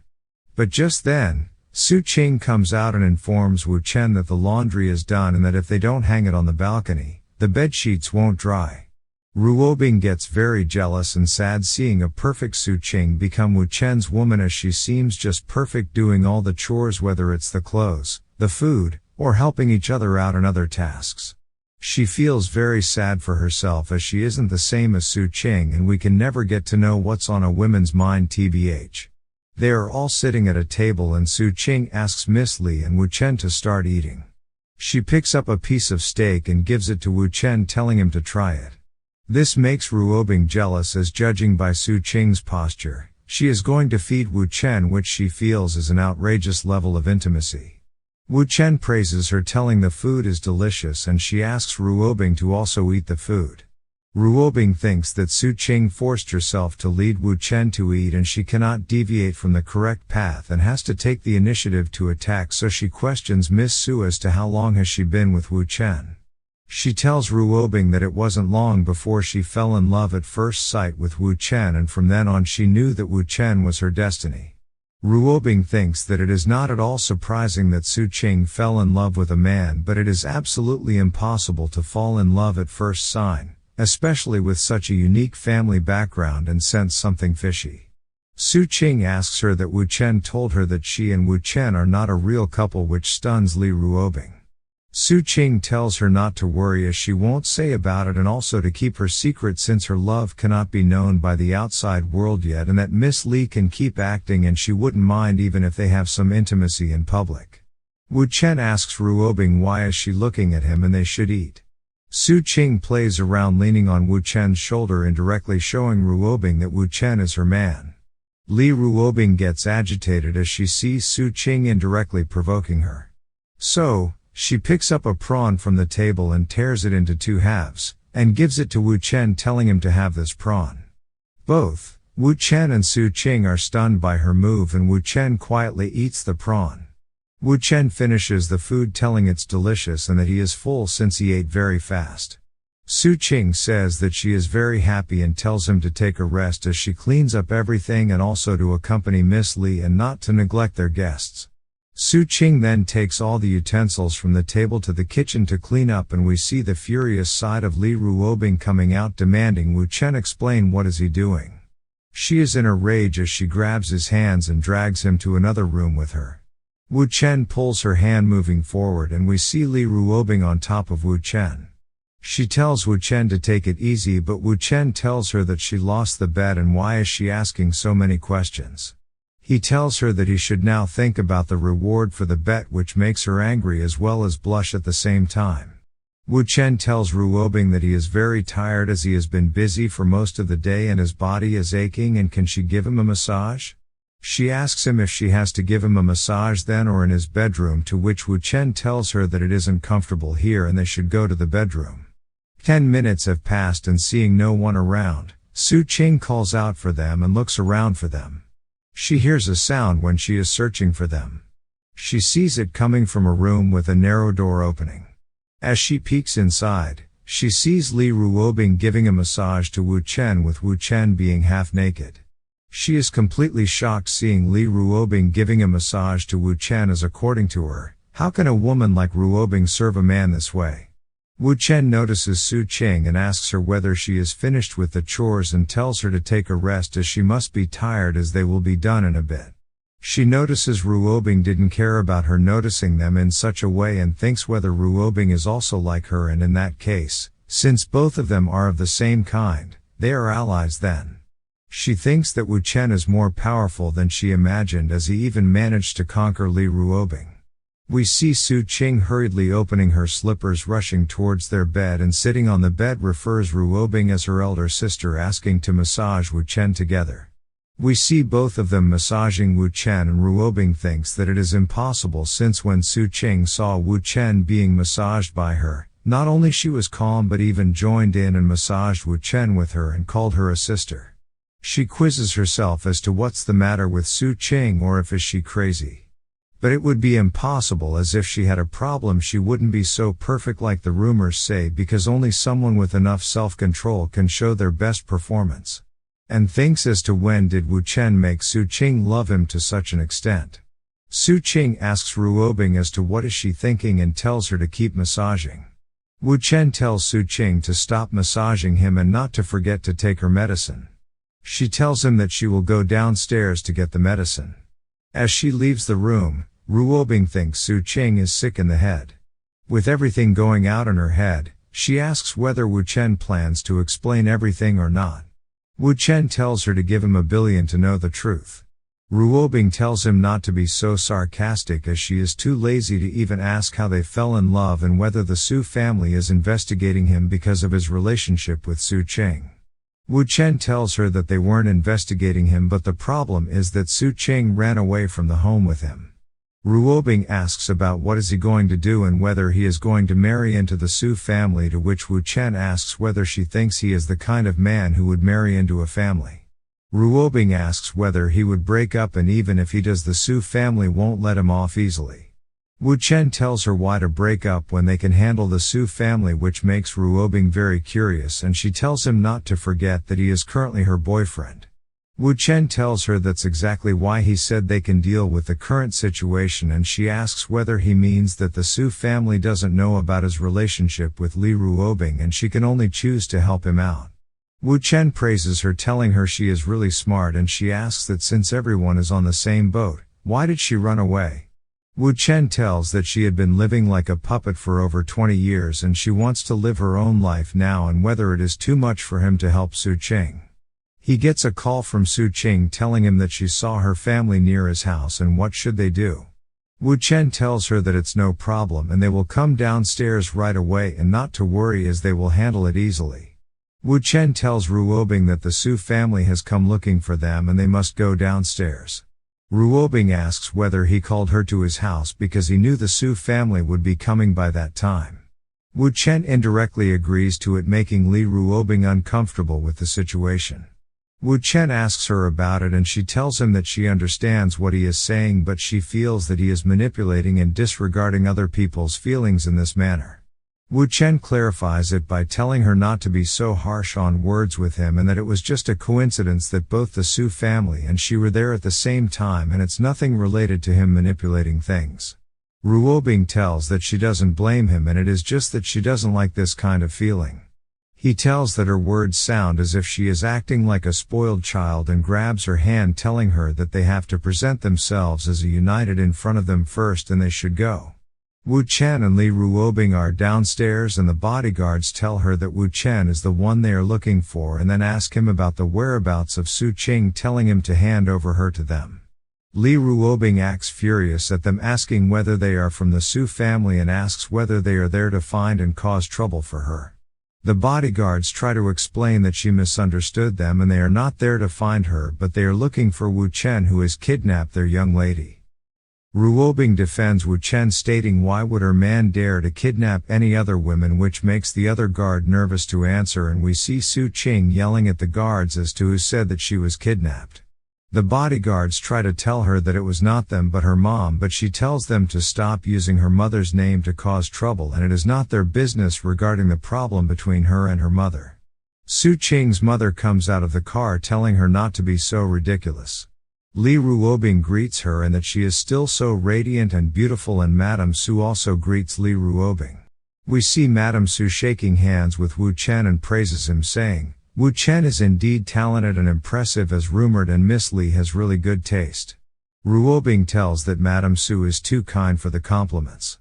Madame Su tells them that it is not the right place to talk and they should move to a different place to have a proper conversation. Ruobing approves of the idea and tells Madame Su that even she has things to discuss with her. Madame Su gives a stern-eyed glare to Su Qing, making her scared as she hides behind Wu Chen to avoid eye contact with her mother. Everyone is in the Su Family Industries Jin Fu tea house. Madame Su asks Ruobing about her presence with her daughter. She tells that it is very impolite of her to take away her daughter from her without any notice, even if it was her boyfriend who did it. She threatens that Wu Chen's behavior violates the law and that perhaps she should consult her lawyer in that case. Ruobing tells that originally it was she who would meet with her daughter Su Qing, but due to some unforeseen circumstances, she had to ask her boyfriend to meet her instead. Madame Su questions why did Wu Chen forcibly take her daughter away. Ruobing calmly tells her that her daughter is already 27 years old and she cannot be forced to go with Wu Chen without being able to reject the offer. She questions whether Madame Su isn't curious about the reason for their meeting. Madame Su asks for an explanation and we see Li Ruobing getting up from her seat, confronting Madame Su that Kuang Ying is not like a living person anymore and is just like a carefully crafted puppet who cannot even decide on how many bowls of rice to eat. She tells that this is the reason why Su Kuang Ying envied as well as desired to become a woman like her. Madame Su is very shocked at what Li Ruobing told her about just now. Ruobing continues telling that Su Qing always wanted to meet her to get some help but she couldn't help her. She grabs a packet with something inside asking Madame Su whether she knows about it. She informs that she had been taking this medicine and her daughter had brought it for her. Madame Su is startled, confirming it and telling that it is no big deal. Ruobing on the other hand explains that the point is not about the medicine but that the simple act of buying a medicine would bring happiness to her daughter. She tells that Su Qing has never bought medicine by herself before and that for her to go out alone and buy medicine is something novel and exciting at the same time, even at the age of 27. She seeks Madame Su's attention to see whether something is wrong with her daughter or not. Su Qingying, with sweat rolling down her face, lowers her head, accepting the situation. Wu Chen is proud of Ruobing for her splendid performance as well as her logical ability. She asks whether Madame Su doesn't understand the situation as her daughter is extremely upset. As for today, she and Wu Chen were present when she wanted to go and buy medicine. But, what about the next time when there will be no one around her and whether she is not concerned about her daughter? The whole room fell into silence for 3 minutes. Madame Su asks whether Miss Li is seeking appreciation, to which Ruobing denies, telling that Su Qing is her friend. Wu Chen, yet again praising Ruobing, thinks to wrap up the situation and so starts to add fuel to the fire. He calls out Madame Su, telling that he and Ruobing had been working hard for the entire day just like that and even they are tired of it. This makes Ruobing question herself as to why is Wu Chen getting so angry, and draws to the conclusion that Wu Chen wants to speed up things, so she tries to play along, putting up a show together, telling Wu Chen what is he doing and he doesn't have to say that since Su Qingying is her friend. Wu Chen raises his voice asking whether she hasn't had enough yet, that even after helping Miss Su out of concern that Miss Su might do something reckless and worrying that Miss Su might get in trouble, and what is she getting in return? They are blaming her instead of appreciating her and he feels very sad for her. Ruobing tries to calm down Wu Chen by patting him gently on his chest. She murmurs not to argue since Su Qing is her friend and not to get upset like a lovey-dovey couple. Su Qing on the other hand is terrified with their acting skills, thinking that even she would have fallen for it if she wasn't aware of it. This also makes Madame Su question whether she should really thank her or not, and then tells her that she understands her good intentions. She also tells her daughter that as a mother she didn't mean any harm to her and from now on, she will consider allowing her to do something on her own. She also tells that she is fortunate that she was able to make friends like Miss Li. Even Ruobing praises Qingying for comforting Madame Su and tells them that she is getting late and won't disturb them anymore. In a gentle tone, she comforts her daughter, advising her to not work up too much with the pressure put on by her.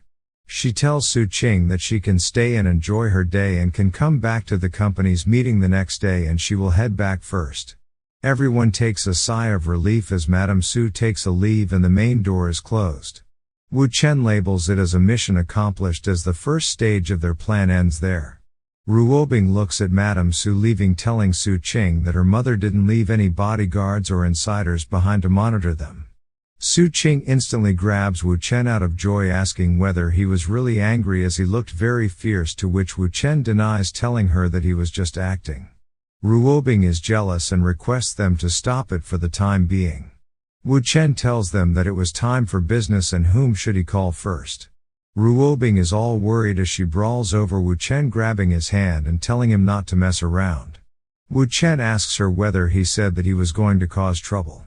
Ruobing tells him to stop playing around, and since everything is fine now, Madame Su is unlikely to pursue anything against them anymore, as he can continue meeting Su Qing in the future, and asks what more does he wish? Wu Chen asks Su Qingying whether she wants to continue meeting each other secretly like a love affair or not, since he doesn't like it that way. He tells that if she follows him, then he has the obligations and means to relieve her of her difficult situation and not let her be forced to choose between love and family, making her blush. He puts his hand around her, telling her to come and listen to him as he has to make a few calls. He tells her that he will contact other people and that he wants her to take over the power of the Su family and become the CEO of the Jin Fu Club in the shortest time possible. After this, She will have the final say not only in the company but also at home, which will prevent her mother from controlling her in the future, as her mother will understand that she cannot control a powerful person like her. And her father will be even more proud and pleased with her. He asks her if she is willing to do the same, to which she agrees after some thought. He appreciates her willingness and searches for a contact, and then starts the plan by calling the contact on his phone. Wu Chen is sitting on a sofa dialing a number with Ruobing and Su Qing standing beside him. Ruobing sits down close to Wu Chen, which makes Su Qing jealous seeing them so close to each other. She also wants to be close to Wu Chen, so she goes and grabs his arm with her arm like a cute couple. Wu Chen asks Su Qing as to whether she is tired and if she wants to listen to the call. He can put it on the speaker. The call is connected and the person asks about who called him. Wu Chen asks whether he had any nightmares recently and did he dreamt about the Nanhe warehouse and that Bei Keifeng had requested to ask about it. He questions whether it is true that he has made quite a bit of money in recent years, which makes the person yell at him asking who the is he. Wu Chen tells to meet him 1 hour later at the Qingyuan tea house's private room. Ruobing questions Wu Chen if he can really take over the Su family with just those 2 sentences he spoke earlier. Wu Chen asks whether she didn't get it and gives her a hint that it's internal disintegration, meaning breaking down from within. Ruobing tells him to reconsider it a little more. Wu Chen sarcastically replies her whether she wants to make a bet again, to which she declines and tells them to depart. 1 hour later we see them arriving at the place and Wu Chen instructs them to stay there and have tea, as he will go to the room first. Wu Chen enters the room and, seeing the person already arrived, compliments him on being very punctual. The old man gets up and shuts the door and asks him whether it was he who spoke to him earlier over the phone. This person is Yao Honglin, the director and shareholder of the Jin Fu Group, and holds 3.8% of the shares. Wu Chen agrees that it was he who spoke over the phone, which makes Yao Honglin is furious, as he demands to know where Bei Keifeng is and questions him about how much Bei Keifeng paid him as a bribe and what he wants. He yells at Wu Chen, telling that he cannot threaten him just because he knows a little bit about his affairs. He adds that if Wu Chen is so smart, then he should reveal Bei Keifeng's whereabouts and he will give him a huge sum of money that Wu Chen would never be able to spend in his entire life.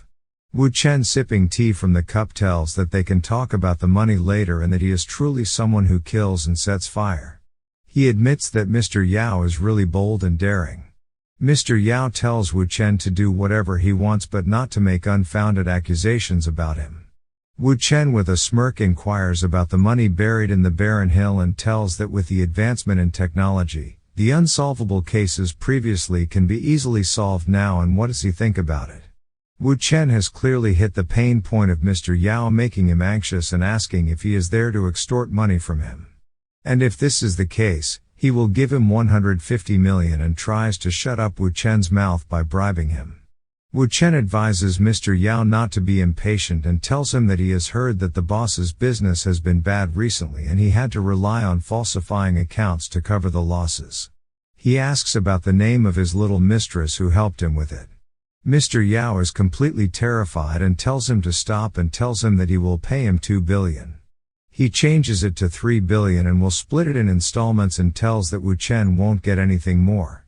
Just then, we see Su Qing barge into the room as she calls out to Mr. Yao, making him completely stunned for a moment. He tries to calm down Su Qing but couldn't utter a single word. Wu Chen places his hand over Mr. Yao's shoulder and asks him why did he come over to the room so quickly, and Mr. Yao asks if they heard everything. Su Qing questions Mr. Yao about whether he really killed people and set fire to them. This makes Mr. Yao startled and we can see him sweating from fear and stammering and speaking a few words. Wu Chen calms down the situation by pouring tea into the cup, telling her not to talk about the past for the time being. He tells Mr. Yao that he will be straightforward and doesn't need his money, which makes Mr. Yao even more frightened, thinking about whether he wants to take his life, if not his money. Wu Chen tells him that from now, all he has to do is to support whatever Su Qing says in the board meetings. Mr. Yao asks whether it is that simple of a deal, to which Wu Chen affirms. Mr. Yao gets relieved and jokingly tells Su Qing that he thought that someone was going to kill him and it scared him a bit. He said that she can directly tell him if there is a small matter like this, and how could he not comply with her word since it is not necessary to trouble her and Wu Chen. He breathes a sigh of relief since he knows that Su Qing is the only successor of the family, and no matter what happens to the Su family, she will eventually become the chairman of the group. So if they want to use him for their benefit, they won't sell him out, which will not only resolve the crisis but will also make him huge profits, and thank them, assuring them that from now on he is with them in all their decisions and would always look up to her as his leader. Wu Chen tells that a gentleman's word is good as his bond, so Mr. Yao can leave, making Mr. Yao happily leave. Ruobing is unsatisfied, questioning Wu Chen if this is all he got, since even if Mr. Yao supports her, there will be no use in getting one vote from a single director, as there are more than a dozen of directors on the Jin Fu board and not everyone will fall for his threats. Wu Chen asks her if she is trying to get him to say something.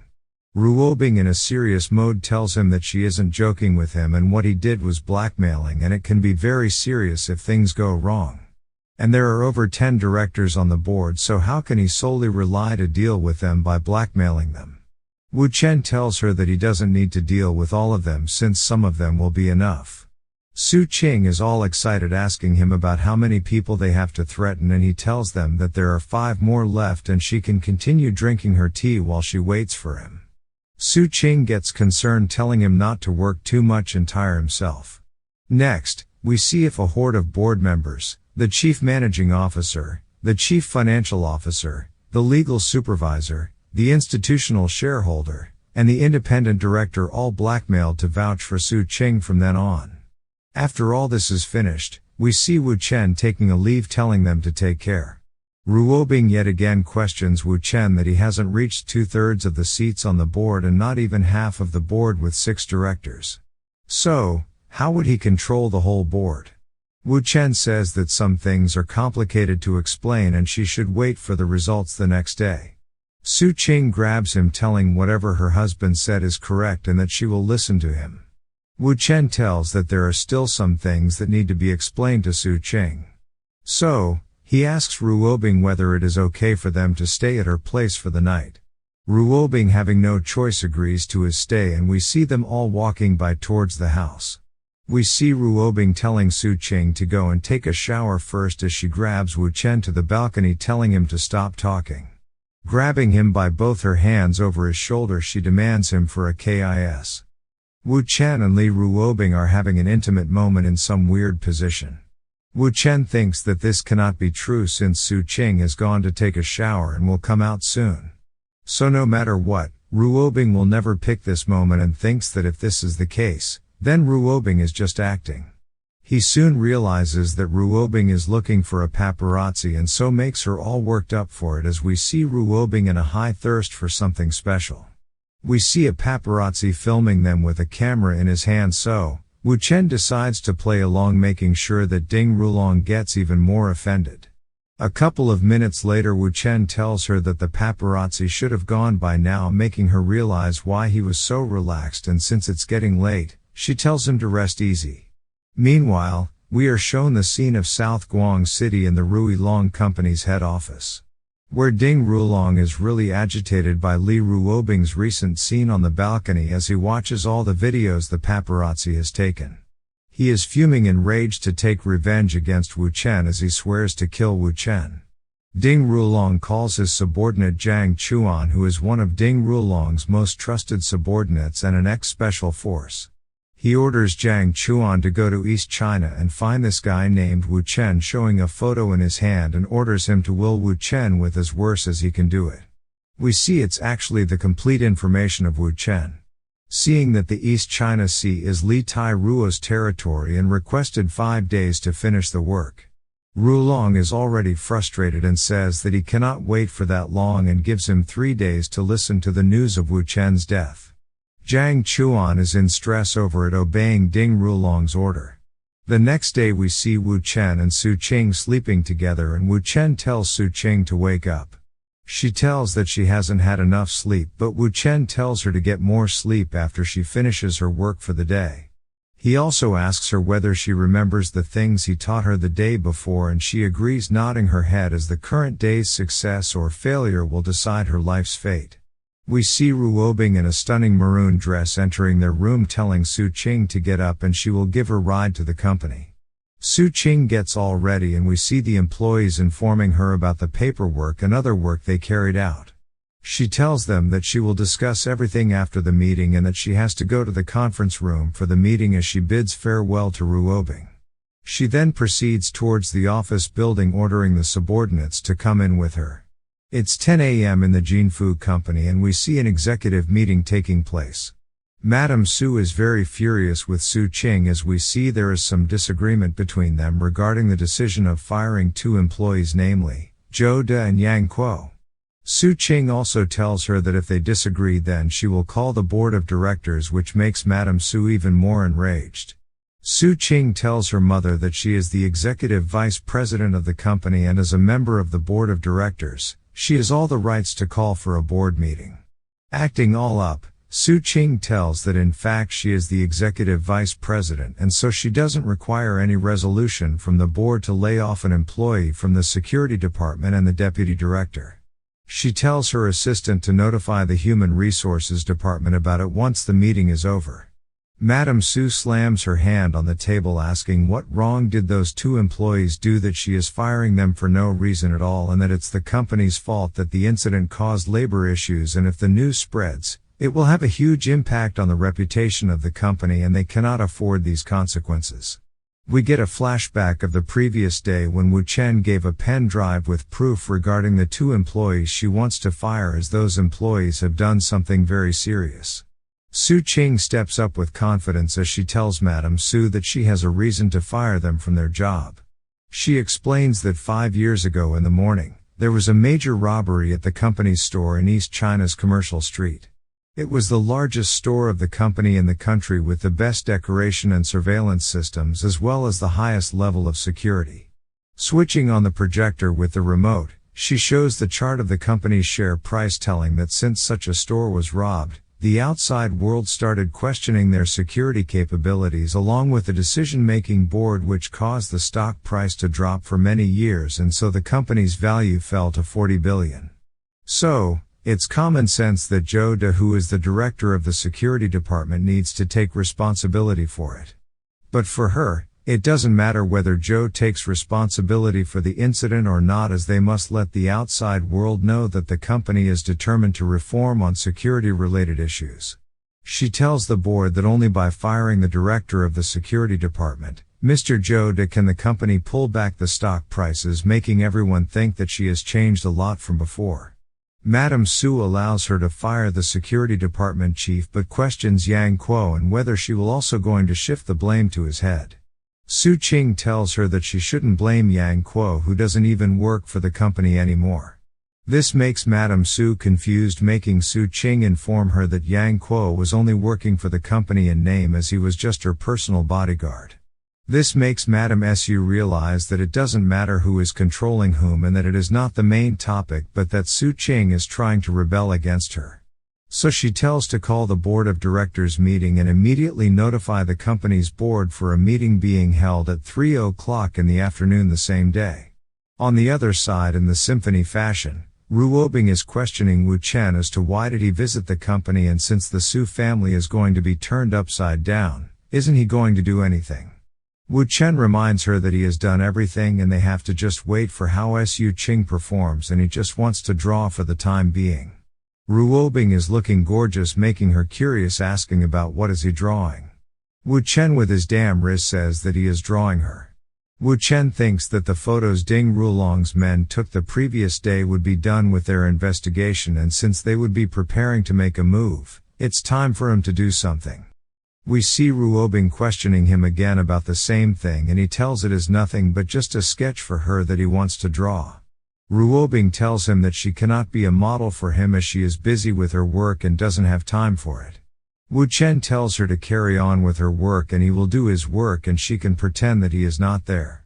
He scrolls through a WhatsApp group chat which mainly focuses on sketches, and there is a person in the group who needs to draw in order to complete their tasks. There is also a person in the group who has a close relationship with Ding Rulong. As she completes the outline of the sketch, He texts that teacher Chen is very strict, making others question his legitimacy and sketching skills. So, he clicks the sketch of Li Ruobing which he completed a few moments ago, and posted it in the group mentioning he was casually drawing it. 40 minutes later, everyone is shocked and in awe of his sketching skills as they praise him for his work trying to contact him in the group chat, and we see multiple private messages from them for Wu Chen. Wu Chen is still waiting for the person to message him about the trap he had set up. He soon gets a private message from a woman that she has a daughter in junior high school and her daughter has been studying art for 3 years now, and requested whether he can give her some guidance, making Wu Chen excited as he catches the fish he set the trap for. We get to know that she is Ding Rulong's senior high school sister who holds the most special position among all of Ding Rulong's women. The reason why her position is so special is because Xing Rulong had an illegitimate daughter together with her who is now 14 years old. Wu Chen replies by telling her that she is being too modest and whether he can evaluate her daughter's artwork first. He praises her daughter's artwork skills, telling that her daughter draws well and is much better than the children in the group who just joined, and she is really a talent. She says that getting affirmation from a top expert indeed gives her confidence that her child truly has the talent. Replying to Wu Chen, she tells that it's great to hear coming from him and asks him what he does for a living and whether he is in Shanghai. It's even easier than Wu Chen had thought. He questions her about why she asks about it. She explains that he is more skilled than the teachers she had met before and would like to invite him to be his daughter's tutor. Accommodation won't be a problem for him, and she will also pay him 2,000 yuan for each tutoring session. He tells her that she is being too polite and indeed her child has great talent, but as for her proposal, and then leaves midway. She asks him whether he has any concerns, and everything is easy to discuss and to refuse her offer. Wu Chen cunningly tells her that since they have had this fortunate encounter, they can discuss the details in a while. She tells him to feel free to contact her whenever he has time and that she will be waiting for his message over the next 24 hours. Wu Chen's plan is going on smoothing, and it's time for him to make that woman all his so that she will come to Donghai and be completely under his control, as she is an important key to the black material that could incriminate Ding Rulong. He gets up from his seat requesting Ruobing to continue with her work, and he needs to leave as he also has something to do. The women and her daughter are just a part of Wu Chen's plan, and there is a lot more to come. Wu Chen dials someone who asks him about Wu Chen's identity. Wu Chen replies that obviously, he is looking for him who is a double agent, and what does he think about death when Ding Rulong finds out about his mission. The person on the call denies it, saying that Wu Chen is speaking nonsense, and asks who he is, telling that he has no idea about who he is talking about.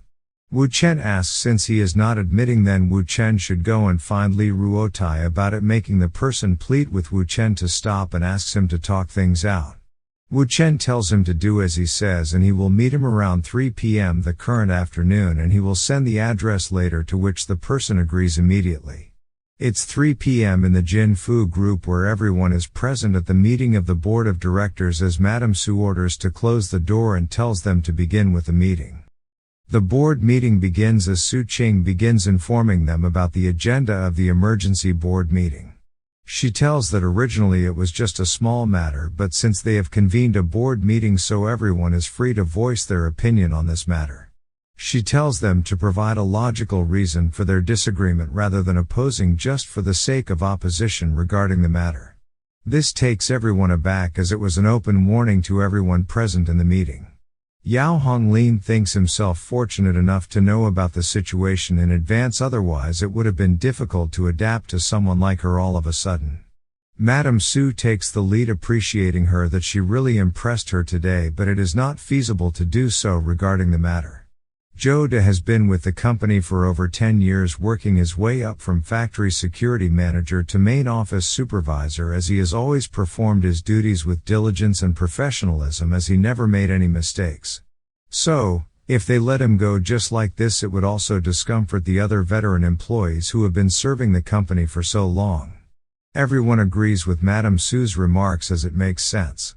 Madame Su thinks that it is good as Su Qing has not contradicted her statements and the tide of the board has shifted towards her side, so she continues saying that in the morning, Su Qing had said to let Zhou De resign on his own and compensate him privately, but he has the right to refuse.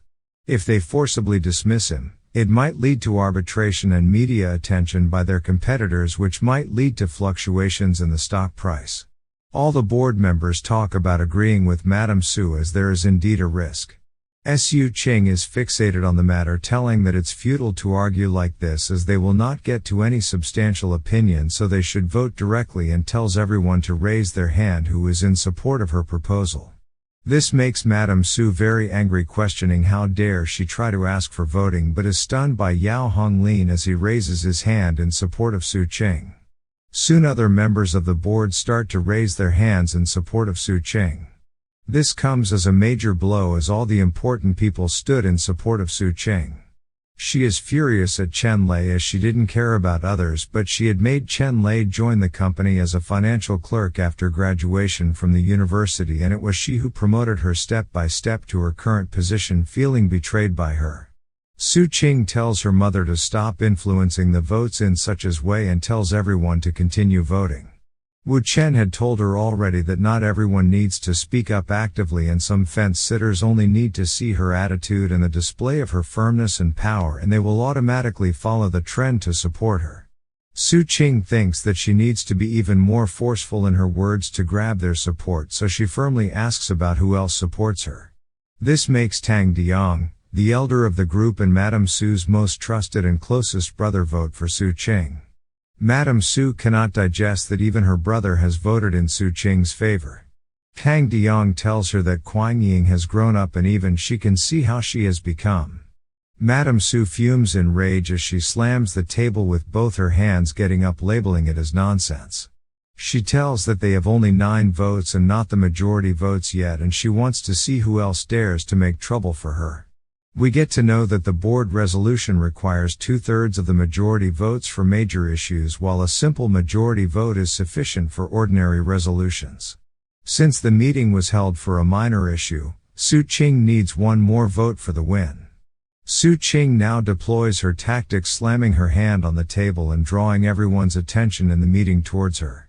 Since Wu Chen had previously said her that the key is not about controlling the board of directors but about making her mother give up, so the final step is whether she can achieve a decisive victory or not. Su Qing knows that it's time to enter into the final step of her plan and questions her mother whether she is sure she wants to go on with the voting. Madame Su tells her that she is going to do it the same way and she isn't afraid of anything, and since she is her mother, she can still control her. Su Qing tells that she may not vote in her favor as she is the chairman's wife and so everyone listens to her. But she cautions her mother that it is not in her own interest and for the Su family's and the company's best interest, and tells that she hopes that Madame Su will think through the matter clearly and what exactly she is trying to do. Questioning her, Su Qing asks how long she intends to become a laughingstock in front of others as a family. Madame Su is stuck in the realization that if she doesn't let Kuang Ying's proposal get approved, there will be huge internal conflicts within the Su family from then on, and even the board of directors will split into 2 fractions, which will result in an internal strife in the company and thus leading to poor business performance. The company stocks will fall even more as Su Qing will have no hope to succeed the company, which will ultimately result in the bankruptcy and collapse of the company. This makes Madame Su realize her stance as she walks out of the meeting, slamming the door shut close as she cannot accept her defeat. Su Qing takes the lead, questioning the rest of the directors present in the meeting on who else wants to support her and who else wants to oppose her. Everyone present in the board meeting agrees with Kuang Ying's decision, raising their hand in support of approving Kuang Ying's resolution, and so, she adjourns the meeting. From this moment on, both the Su family and the Jinfu group have completely changed as Kuang Ying has indirectly taken over the decision-making of the group. We are then shown Lu Gannian calling Wu Chen, asking Wu Chen to spare some time and if they can have lunch together. Wu Chen asks him if something is going on with him while driving the car. Lu Gannian, referring to Wu Chen as his brother, tells that Wu Chen really likes to talk straight to the point. And so, he indeed has some matter where he requires Wu Chen's help. Wu Chen knows that it is still too early for the meeting with the double agent, so he agrees to come over to his place to discuss the matter. It is the Yue Fu residence in the western part of the city where we see a luxurious villa. Lu Gannian is very happy at Wu Chen's arrival. Lu Gannian shows the fight marks he got on his head, making Wu Chen joke about how did his first love turn out. Lu Gannian holds Wu Chen's arm, telling that he is not at all joking as his first wife threw a teacup at him and kicked him out of the house. He requests Wu Chen to help him with a way to make his first wife accept him. Wu Chen tells Boss Lu not to rush as such trivial matters can only be resolved gradually, consoling him that things would be fine and advises him to take a seat for the time being. Boss Lu is very desperate, unable to wait any longer, telling that Wu Chen knows his situation about his son and how can he be away from his own blood. Pouring tea into the cup, he asks about the method Boss Lu tried. He tells that when he went to find his first wife, he bought a bouquet, a diamond ring, and a necklace as he bent down on one knee to propose to her. He even got a Ferrari for his son, but she walked away. Wu Chen tells Boss Lu that he shouldn't give her the impression of using money to win her over, since she managed to overcome all the impossible situations back when he had left her all on her own. It is not possible for her to return to Boss Lu just because he is offering her money. These things that he is doing will only be seen as insults and disgust in her eyes. Lu Gannian's first wife was very angry at him as she slammed the door on his face and told him that she would move out of the house if he ever came over to knock at their door. She even threatened that they would move abroad so that he won't be able to disturb her anymore. This is all that had happened, and Lu Gannian now understands why she acted this way. So, he asks Wu Chen if he has any solution. Wu Chen agrees that he has a solution but mentions that there are two options. The first one is to start with his son, which would take some time, and eventually his wife, Ma Huafang, would forgive him. The second way can resolve his problem quickly, the same day, and tells him to choose one. The desperate Lu Gannian chooses the second option and asks Wu Chen for his suggestion. Wu Chen, however, cautions him that the first method, even though is fast, but a bit risky. But Boss Lu interrupts him, telling him not to worry about the money as he can transfer the money right now as he transfers the money on his phone. But, Wu Chen tells him that not everything is about money but about having the courage to face a lot of hardship. Lu Gannian tells that he isn't afraid of enduring hardship, and Wu Chen just needs to tell him what to do and he will do it immediately. Wu Chen tells him that if he can be ruthless and set aside his pride, then they can do it, and explains him the entire plan. The plan is in action as Lu Gannian is standing in front of the door and is being monitored by Wu Chen from the monitoring room in Zhou Wang Garden residential area in the Jingjing Road of the Mancheng district. Everything from here on is on Lu Gannian's hands as he knocks on the door asking if Xiao Fang is in the house. She is angry as she tells that she is not home, she is dead and not to come there again. He requests her to please open the door first and wanted to speak. But, suddenly Ma Huafang opened the door and yells at him, asking what is he still doing there and how long is he going to keep up with his acts, ultimately telling him to get out of the building. Lu Gannian shows up with a taco roll in his hand which he had brought for both of them as they used to eat this food when they were together and didn't have enough money. Ma Huafang is in no mood to listen to all of it as she throws the packet from his hand, telling him to get lost from there and that she doesn't want anything from him. Lu Gannian has no option left, so he bends down to the floor to pick up the food he had brought, but just then, his son arrives. Ma Jiawei, who is his real son, tells Lu Gannian to quickly leave their place, but Ma Huafang tells her son to go inside the house as it is none of his business. Lu Gannian tries to calm her down and asks her not to be angry in front of him, and we see this struggle going on for half an hour more. Two security guards arrive towards them, telling that they were watching them for the past half an hour through the surveillance cameras and accuse them of disturbing their neighbors as they have received a lot of complaints. The guards tell Lu Gannian's wife to argue as much as she wants within the house and not to disturb the neighbors. She questions him as to who said that they are related, as she doesn't know Lu Gannian and that Lu Gannian is harassing her, so she requests them to help her quickly get rid of him. The guards grab Lu Gannian's arm, telling him whether he didn't hear what she said and to stop causing trouble for them. Lu Gannian, on the other hand, is too adamant about not leaving his wife and tells them to let go of his arm. The guards get angry at him as he yells at them, but he tells them to get lost as it is none of their business to meddle in when an old couple is arguing. Since he not only insulted the guards and also tried to get a bit physical, they start landing hooks and punches on Luganian to teach him a lesson. Luganian could barely stand up to survive any more beating from the guards, but he still provokes them that he won't leave without his wife and child as his life would have no meaning without them. So, they can go ahead and even kill him, but he isn't going to leave. Chen is watching the entire drama from the surveillance room as he gets annoyed with their sentimental acting, but also knows that his performance is actually quite detailed. And if he is not wrong, then he is expecting the drama to end soon. Just then, his son, Ma Jiawei, comes out of the house and tells the guards not to hit his dad, and we see his wife also supporting the same from the back. The guards are in no mood of stopping, which makes his son even angrier as he rushed towards beating up the guards, but his mother yells at all of them, telling them that it's enough and to stop hitting him. She lends him her hand and tells him to get up, which makes Luganian out of words. On the other hand, we see Chen praising the guards for acting so realistically and tells them to wrap it up as they almost got beaten up by Mr. Liu, and the outcome was exactly what he had anticipated. The guards tell him that if the couple has any more arguments, he can reach out to them for an even more realistic performance, as now they have much more experience.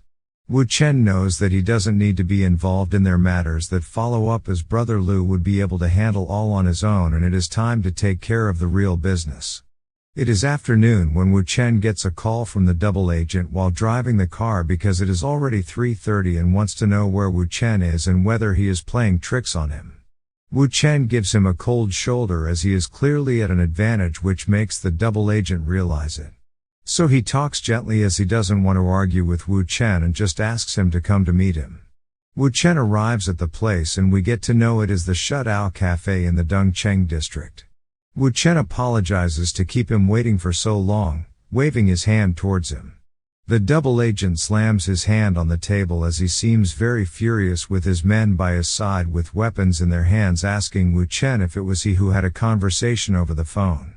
This person is Meng Junhao, the owner of the Jiangnan Dragon Shield Security Group, a member of the Jiangnan Security Association Council, and the representative of the People's Congress in the Donghai City area.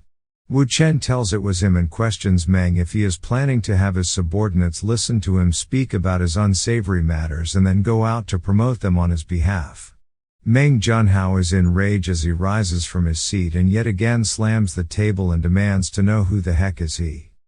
Chen is very calm, telling that he really dislikes it when someone uses foul language towards him, and it seems to him that Meng is not interested in having a civilized conversation with him today. So he tells them to forget it then and bids him farewell. Just then we hear Li Ruotai's voice over a phone call with Chen, telling what a coincidence, he himself was going to call Chen. Meng Junhao is in a state of shock as he realizes the voice is Li Ruotai and that Chen is his brother-in-law. The rumors circulating about his age and appearance matches as well, so he is indeed Chen. Ruotai asks Chen if anything is wrong and whether he needs his help with anything. Chen tells him that there is a traitor by Ruotai's side and he needs to deal with it. Ruotai asks about who the traitors are so that he can go and crush them right now, which makes the double agent Meng Junhao sweat heavily in fear of the consequences as he kneels down and tries to beg for forgiveness. He even goes on to grab Chen's leg for forgiveness, and Chen mentions some other traitor with an employee of CO812 who is under his command. Ruotai tells that he will first deal with the traitor and then continue their talk, so he will hang up the call first. Chen asks the double agent if they can talk properly now. Meng Junhao immediately agrees, telling that he is indeed his brother and asks him to go upstairs to discuss whatever he wishes. Chen is sitting upstairs. Meng offers him some tea to drink by pouring the tea himself into the cup when Chen gets another call. It is Lu Ganian and asks Chen about his whereabouts. Chen asks him if he didn't just make up with his wife as he has something going on. This makes boss Lu concerned that something is going on and tells him to send the address and he will come over there immediately. Chen had planned all of these and just needs to borrow Lu Ganian's influence right now to make things easier to deal with. So, He tells that he is in the Donghai City Shut-Ao Cafe's second floor. Meng is terrified as he knows about Boss Lu but tries to ask if another guest is coming, and Wu Chen tells that it is just a friend and not just to keep standing there and to have a seat. Meng also tells that it is okay with him standing and asks if Wu Chen has any instructions or anything. He may please go ahead with it. Wu Chen tells the double agent that he is really interesting as he became Ding Rulong's person 4 years ago, where has constantly placed his trusted confidants as security guards in the companies and residential areas of Li Ruobing and Li Ruotai.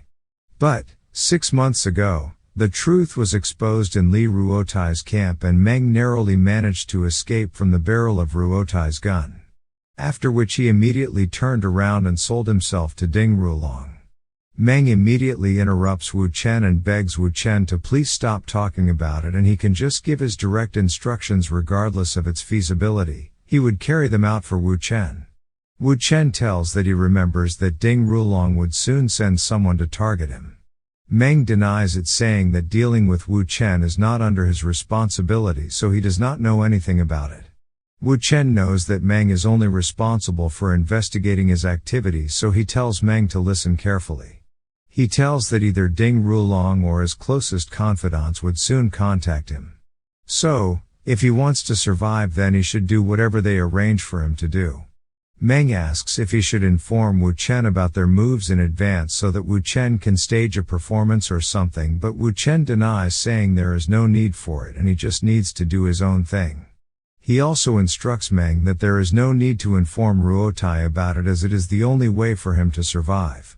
Meng cannot digest the fact that if he does not have to do anything, then why did Wu Chen approach him, and if Wu Chen knows that something is going to happen to him in the next few days, then why is he not taking any action, or is Wu Chen just waiting for his death?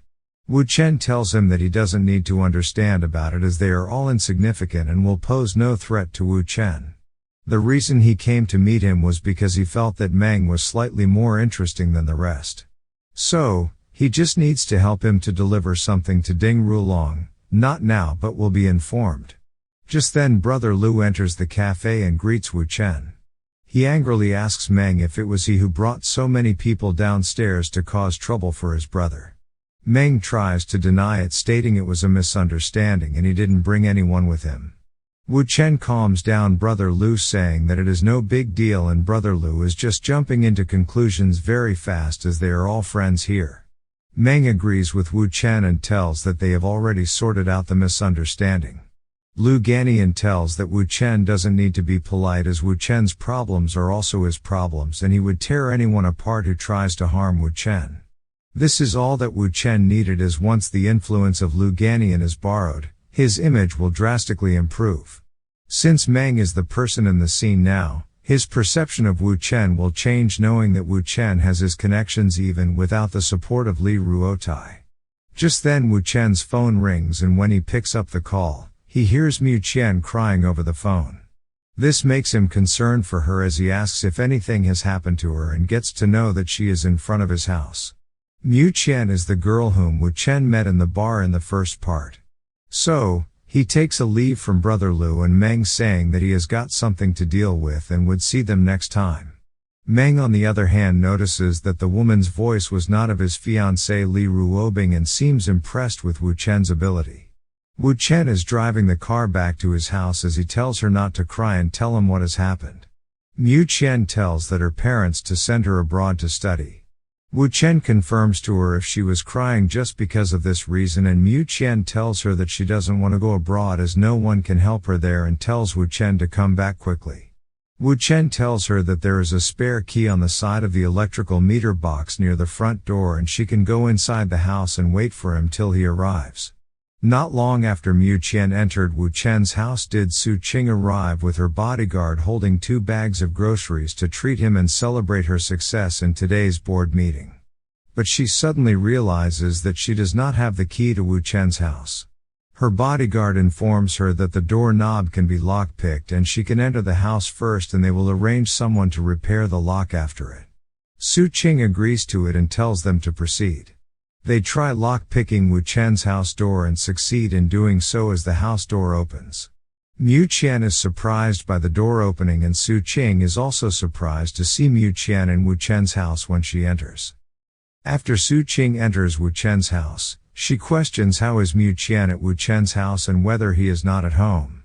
Mu Qian tells her that Wu Chen is not there and he had asked her to wait for him, so she used the spare key, but then she asks why is she in his house. Su Qing's bodyguard wanted to enter, but Su Qing tells that they are friends. So, Mu Qian invites her into the house since they all are friends. Miss Su asks why did she come over to his house. Mu Qian is in her own world of thoughts as she saw Miss Su changing her slippers so skillfully, and her tone and emphasis on questions were very strange, which means that something is not right between Miss Su and Wu Chen. Su Qing calls out her name, which takes her out of her thoughts as she tells that she just arrived a few minutes ago. Miss Su understands, so she asks if Wu Chen informed her when he is coming back, to which she tells that he will be arriving soon. Miss Su also invites her to have a seat and not to just stand like a statue, and in the meantime, she put down the things she brought. This makes Mu Qian jealous of the way Miss Su is showing off to her as she asked her to sit and she doesn't feel right, and the key point is that her tone is like she is the owner of the house. And imagines whether Wu Chen and Miss Su are really very close like a couple. 2 minutes later, Su Qing asks Miss Mu if she would like to drink something and tells her that she thinks that there might be only a few things in the fridge. Mu Qing notices that their things are even placed together and it seems like they have been living together for a while. So, she immediately calls out her name and asks if she is in an intimate relationship with Wu Chen. Su Qing, being smart, questions it back without admitting nor denying the possibility. But then Mu Qian realizes that it is equal to admitting it, which makes her shocked, as the First Lady of Donghai, who is widely recognized as the most beautiful woman in Donghai, is Wu Chen's woman. Seeing Mu Qian so shocked, Su Qing thinks that she won't be a threat at all. So she asks her about when did she meet Wu Chen. Mu Qian tells her that she met Wu Chen just a few days ago. A few days ago, earlier than me, then I should call you big sister, said Su Qing, taking Mu Qian by surprise. Su Qing tells her to leave it and proposes to get along well with each other. It is late in the evening and there is a huge traffic jam, which makes Wu Chen very frustrated as it is already very late. He finally reaches his house 2 hours later and inserts his key to open the door, but smells an aroma of food, thinking if Mu Qian can cook as well. He is in a daze as he sees Su Qing and Mu Qian happily talking together, as Su Qing instructs the other one to be careful and slow down. As they see Wu Chen entering, Miss Mu is the first one to greet him, and then is Su Qing, who calls Wu Chen her husband and tells him that he came back just in time and he should go and wash his hands and eat dinner directly. Mu Qian questions Su Qing as to how her name changed to little sister when she was being referred to as the elder one a moment ago. They tell her that she is small, which makes her question which part of her is small. Mu Qian grabs Wu Chen by his arm and tells him that she wants to talk about an important matter, and why did Su Qing call him as her husband and when did he get together with Su Qing. Wu Chen asks her what she means by get together, as it seems very derogatory. Mu Qian is very jealous, so she requests him to please tell her about it and makes a cute face he cannot resist. Su Qing interrupts them and tells them to talk later and firstly wash their hands as it is time to eat. Mu Qian tells that she knows and thinks as to how did she automatically become a younger sister again. They are all eating dinner over the table. Wu Chen asks her if there were any major mistakes in the board meeting, as even though he knows the result, he is still curious as to how it went. Su Qing tells that it went exactly as he had predicted, and it was spot on without any difference, making Wu Chen happy that it went well. And there is the red boiling face of Mu Qian watching them. She cannot bear it anymore and gives it in, telling that she doesn't care that the two of them are showing so much affection in front of her, but is he really not going to tell her? He asks if Kuang Ying didn't already tell her about it, and if not, why doesn't she take a guess? Mu Qian is provoked, so she tells her that if he is not going to tell her about it, then she won't go home today. Wu Chen mockingly tells her that it is all up to her and there is an extra room in the house. She asks what about Miss Su then, and gets to know that Miss Su won't go back either. She realizes the reason why Wu Chen said her not to blame him later. When it was time to sleep, Kuang Ying tells Miss Miu that she can sleep in that room for the time being as they have to wake up early the next day to go to the office and so they should get some rest. But, Miu Qian had other plans as she rushed towards another room as a gust of wind and sat on their bed telling them that she wants to sleep on that bed thinking about what can they do to her now. She gets surprised when she sees Kuang Ying sitting on the bed beside her and tells Wu Chen that she is fine with it. Wu Chen tells that then they all can just sleep on the bed together and luckily his bed is big enough for all of them, which makes Miu Qian really puzzled at how it turned out to be. It is the next day and we see all three of them still sleeping on the bed all cuddled up together. Ma Man truly enjoying life, success, and blessing all at once. Miu Qian tells that she was very tired last night so she need to sleep for a little more. Ruobing is on the phone as she tells him to come to the company quickly. Wu Chen takes over the phone and asks about what has happened as he gets to know that Li Ruobing's father is coming to the company. Wu Chen is all chill as he asks what the rush is in it as he gently pats Kuang Ying who is cuddled up to him.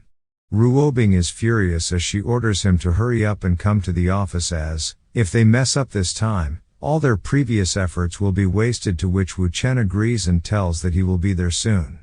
Wu Chen hasn't arrived yet so Ruobing is yelling over that it's been over 40 minutes already and he had said that he would be there soon. She tells him to quickly zip up the back of her dress and then they proceed to meet her father hand in hand. Her father and Ruotai were waiting for both of them so, Ruotai tells that why is he late since their father had been waiting for them for so long. Ruobing asks her father about his sudden visit without even giving her a call about it. We see the death stare of the Li family's eldest son, the father of Li Ruobing and Li Ruotai, who is also going to become the future head of the Li family. Her father asks whether she wanted to get a call so that she could prepare herself to face him.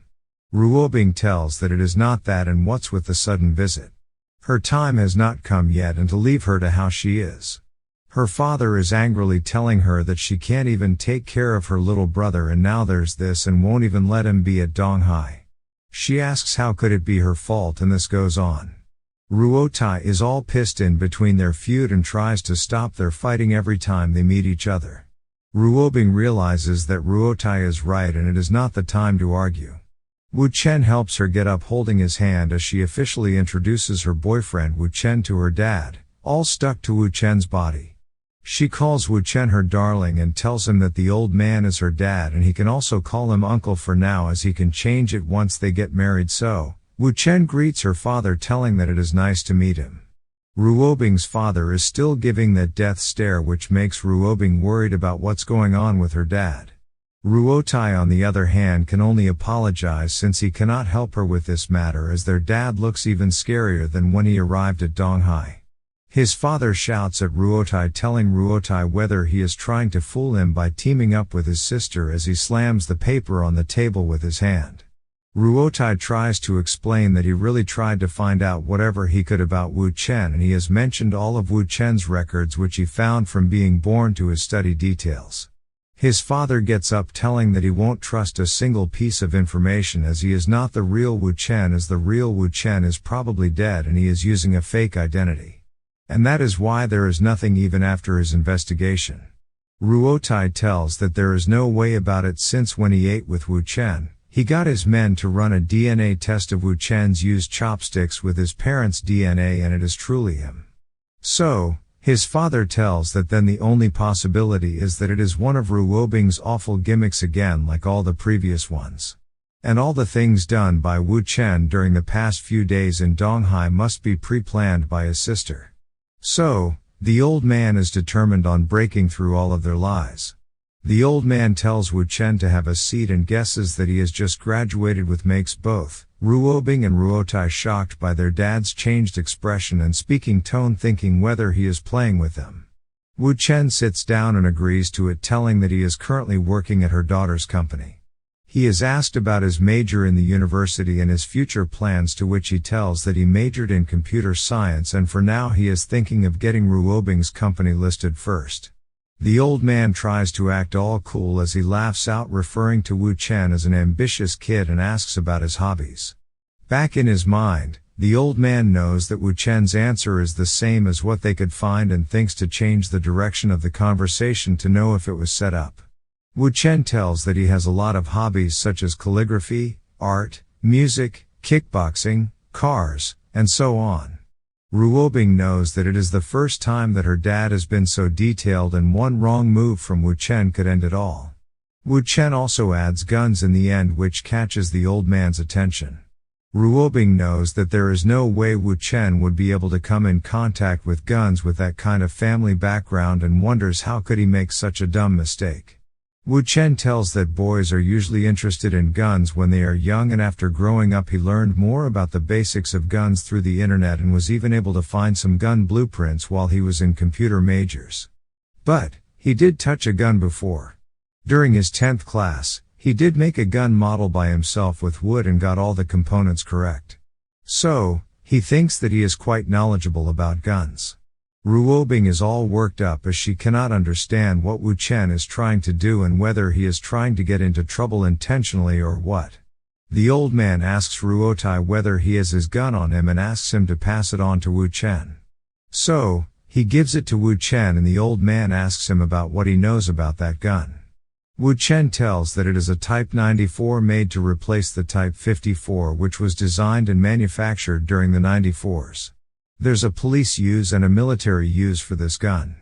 The barrel in the police guns is more on the blocked rotating side, whereas the military one is more on the half blowback rotating side with small recoil, which is more precise. Ruobing questions herself as to what is Wu Chen trying to do, or is it because he knows that her dad was in the army and likes guns? Whether he is trying to shape an impression of a deep gun lover who bonds similar interests as her dad. Wu Chen goes one step ahead with his show as he releases the magazine and tells that according to the weight of the magazine, there are probably 6 bullets in it. So, he tosses out all the bullets from the magazine and gets it all correct.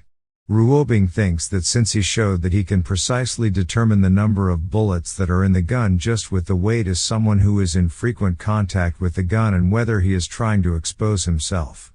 The old man finally got Wu Chen exposed but soon realizes that Wu Chen himself tried to expose himself, which means that he had been lying the entire time, which makes the old man even more suspicious of him.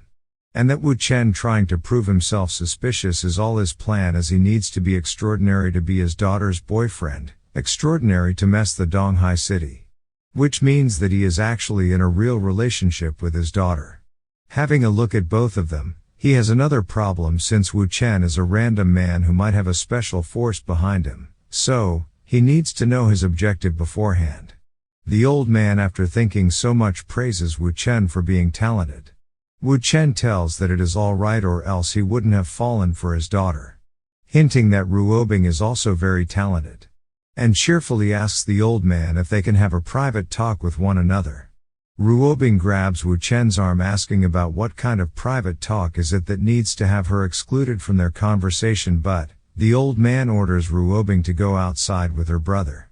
Ruobing is adamant and denies leaving the room, wanting to know about their secret conversation, but her father reminds her that it is her boyfriend Wu Chen, who wants to have a private talk, so she shouldn't get so worked up. Wu Chen comforts Ruobing, placing his hand on her hand, telling her that it would be hard for them to speak about some matters as they would have to take into consideration of her feelings in that case. Ruobing understands and gets up, referring to Wu Chen as her darling, telling him that in this case, she would listen to him. Ruobing walks out of the room and Ruotai also takes a leave along with her. Ruobing questions her brother if he has surveillance in the room or not, and so they go to watch them via surveillance. The old man is impressed that his daughter really listens to Wu Chen, to which Wu Chen tells that he has always been reasonable with her and gets up from his seat, asking the old man to give him a moment as he goes on to destroy all the surveillance cameras in the room. Meanwhile, in the surveillance room, Ruobing is questioning her younger brother about why are the cameras not working, to which Ruotai replies that they might be some cheap ones, but they still got a few in the room. Wu Chen is in no mood to let them listen to anything from the room as he removes all the surveillance planted in the room. Wu Chen had just started to speak to the old man, but the old man points the gun at the back of his head, demanding to know Wu Chen's real identity and his reason to appear by his daughter's side. Ruobing questions Li Ruotai about being unable to see Wu Chen and her dad as they could see them clearly just a few moments ago.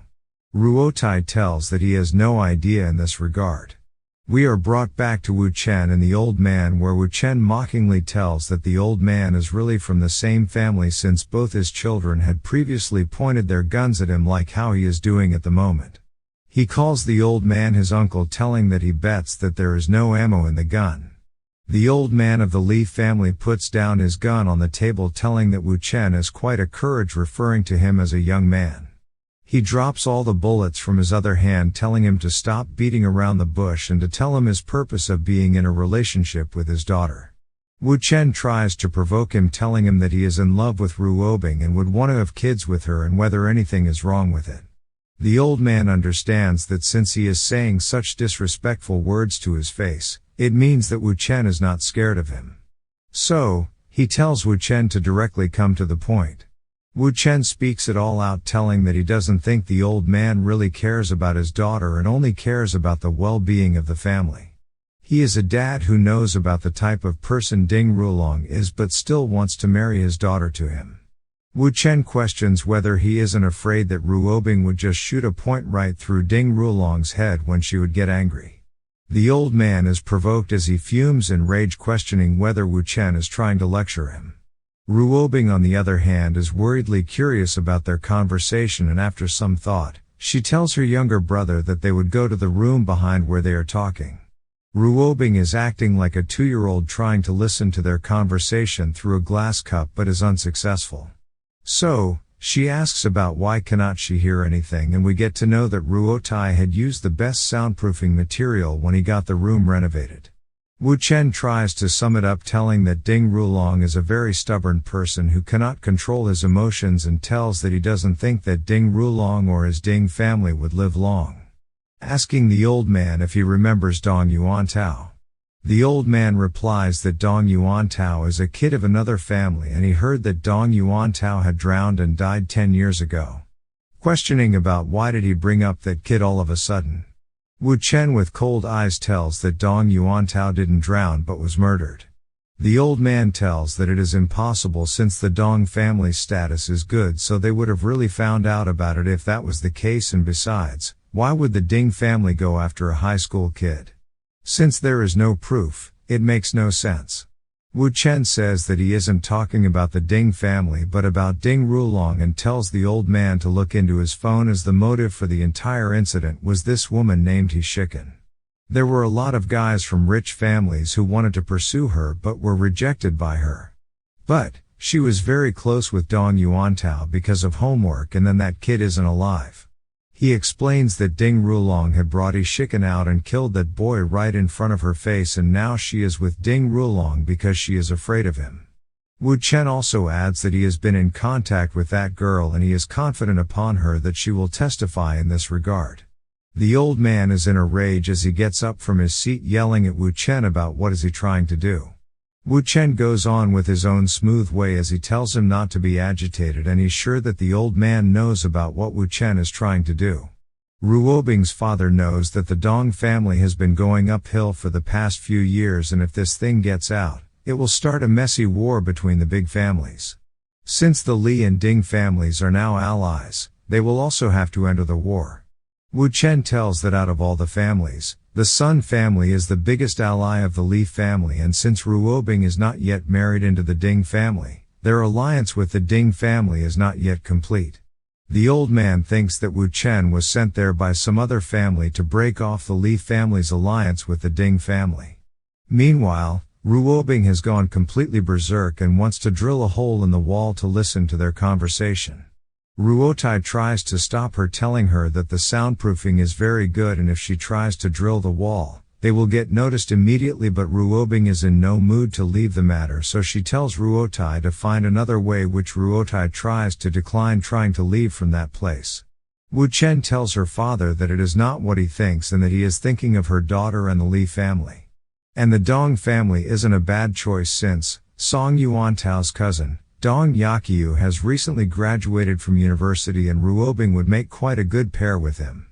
Her father tries to shrug it off, referring to it as a good joke, and questions whether he thinks marriage between two big families is that easy, and also that both the families do not have even the basic trust between them at the moment, and he wants to get them married. Wu Chen, looking at his phone, tells that if the old man thinks that it's okay, then he would act right away, and believes that they could see the results in a week. The old man is stunned listening to Wu Chen's words, understanding that Wu Chen isn't joking, but it is not the right time to do a marriage into the Dong family. So he stops Wu Chen from acting out and demands he tells him about his objective first. Wu Chen, with a cold look, tells that he wants Ding Rulong to die since his Ruobing is very attractive, and Ding Rulong will try his best to steal Ruobing from him. So, if he doesn't kill Ding Rulong, someone would die and there won't be any end to it. And so, Ding Rulong must die. The old man asks if he has the information to destroy the Ding family, to which Wu Chen agrees and tells that he can do it if the old man does not come to Donghai to disturb him and his daughter for half a year, and they make a deal. 2 hours later, the clumsy Ruobing is with a shovel in her hand to dig up the wall. Ruotai tells her to stop digging since Wu Chen and his father are out. So, they rush to meet them. Grabbing Wu Chen by his arm, Ruobing tries to play it all cute, asking if her darling has finished the meeting, getting yes as an answer. Wu Chen asks the old man about his plans after this, to which he tells that he will be going back so they can have their time, and he immediately leaves in his helicopter.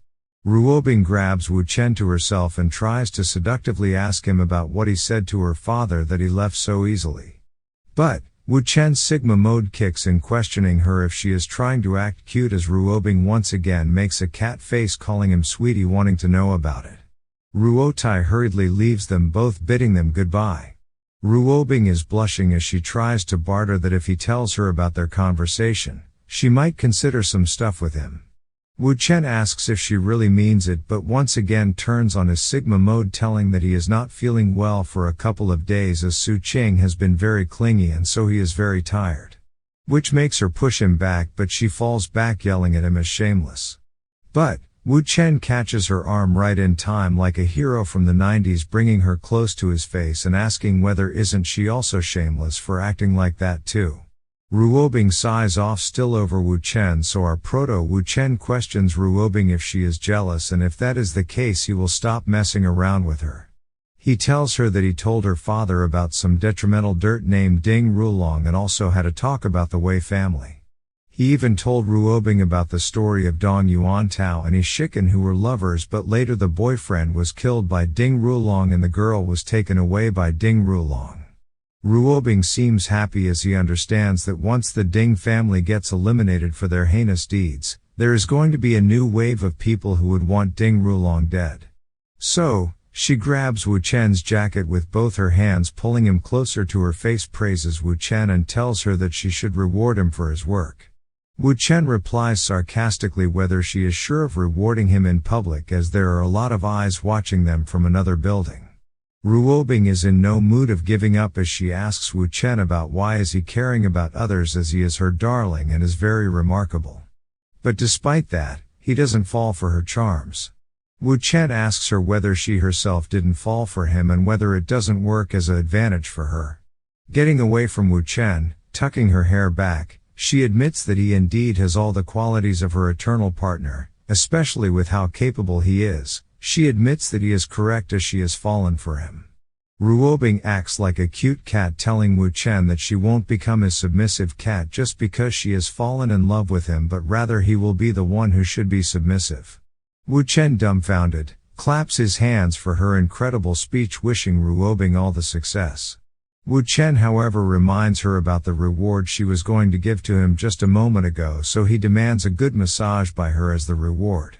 Ruobing teasingly tells Wu Chen that she can do it if Wu Chen begs for it. So, Wu Chen's Sigma mode activates as he tells her that in that case, he would just ask someone else to massage him. Ruobing's face turns angry as she questions whether he will get it done from Kuangying, but he denies it, telling that she is at work and he doesn't want to bother her. Ruobing gets very desperate as to who is he talking about. So he tells that the other woman is not his at the moment, but if he gets to know her a bit more, it will be easy for him to get a massage from her. He teases her even more, telling her that this girl is younger, prettier and even richer than the Li family. Ruobing tries to take a guess, but Wu Chen tells her to stop guessing as she won't get it, and he would put it on the phone speaker for her to listen. The call connects as we get to know that it is Miss Song, and Wu Chen introduces himself as a recent graduate from Donghai University. He has heard from his coursemate that she was gathering some songs, so he had a few with him. Miss Song referred to Wu Chen as her senior and asked whether he really had some songs, to which Wu Chen agreed. Miss Song was however a bit hesitant since she had received a lot of mediocre ones and that she herself could write better than the ones she received. Wu Chen tried to persuade her by telling her to give him a test run first in that case. Miss Song instead tells him to come over to the CBD cafe as she is free, to which Wu Chen agrees. Ruobing is sweating as she is in deep thought trying to guess about this woman who is a better beauty and is also a student at Donghai University with a rich family named Song. As a name struck in her head, both her eyes popped out trying to know if this girl is from the Wu family. Wu Chen agrees, telling that this girl is the daughter of Wu Yurong, which makes Ruobing shocked.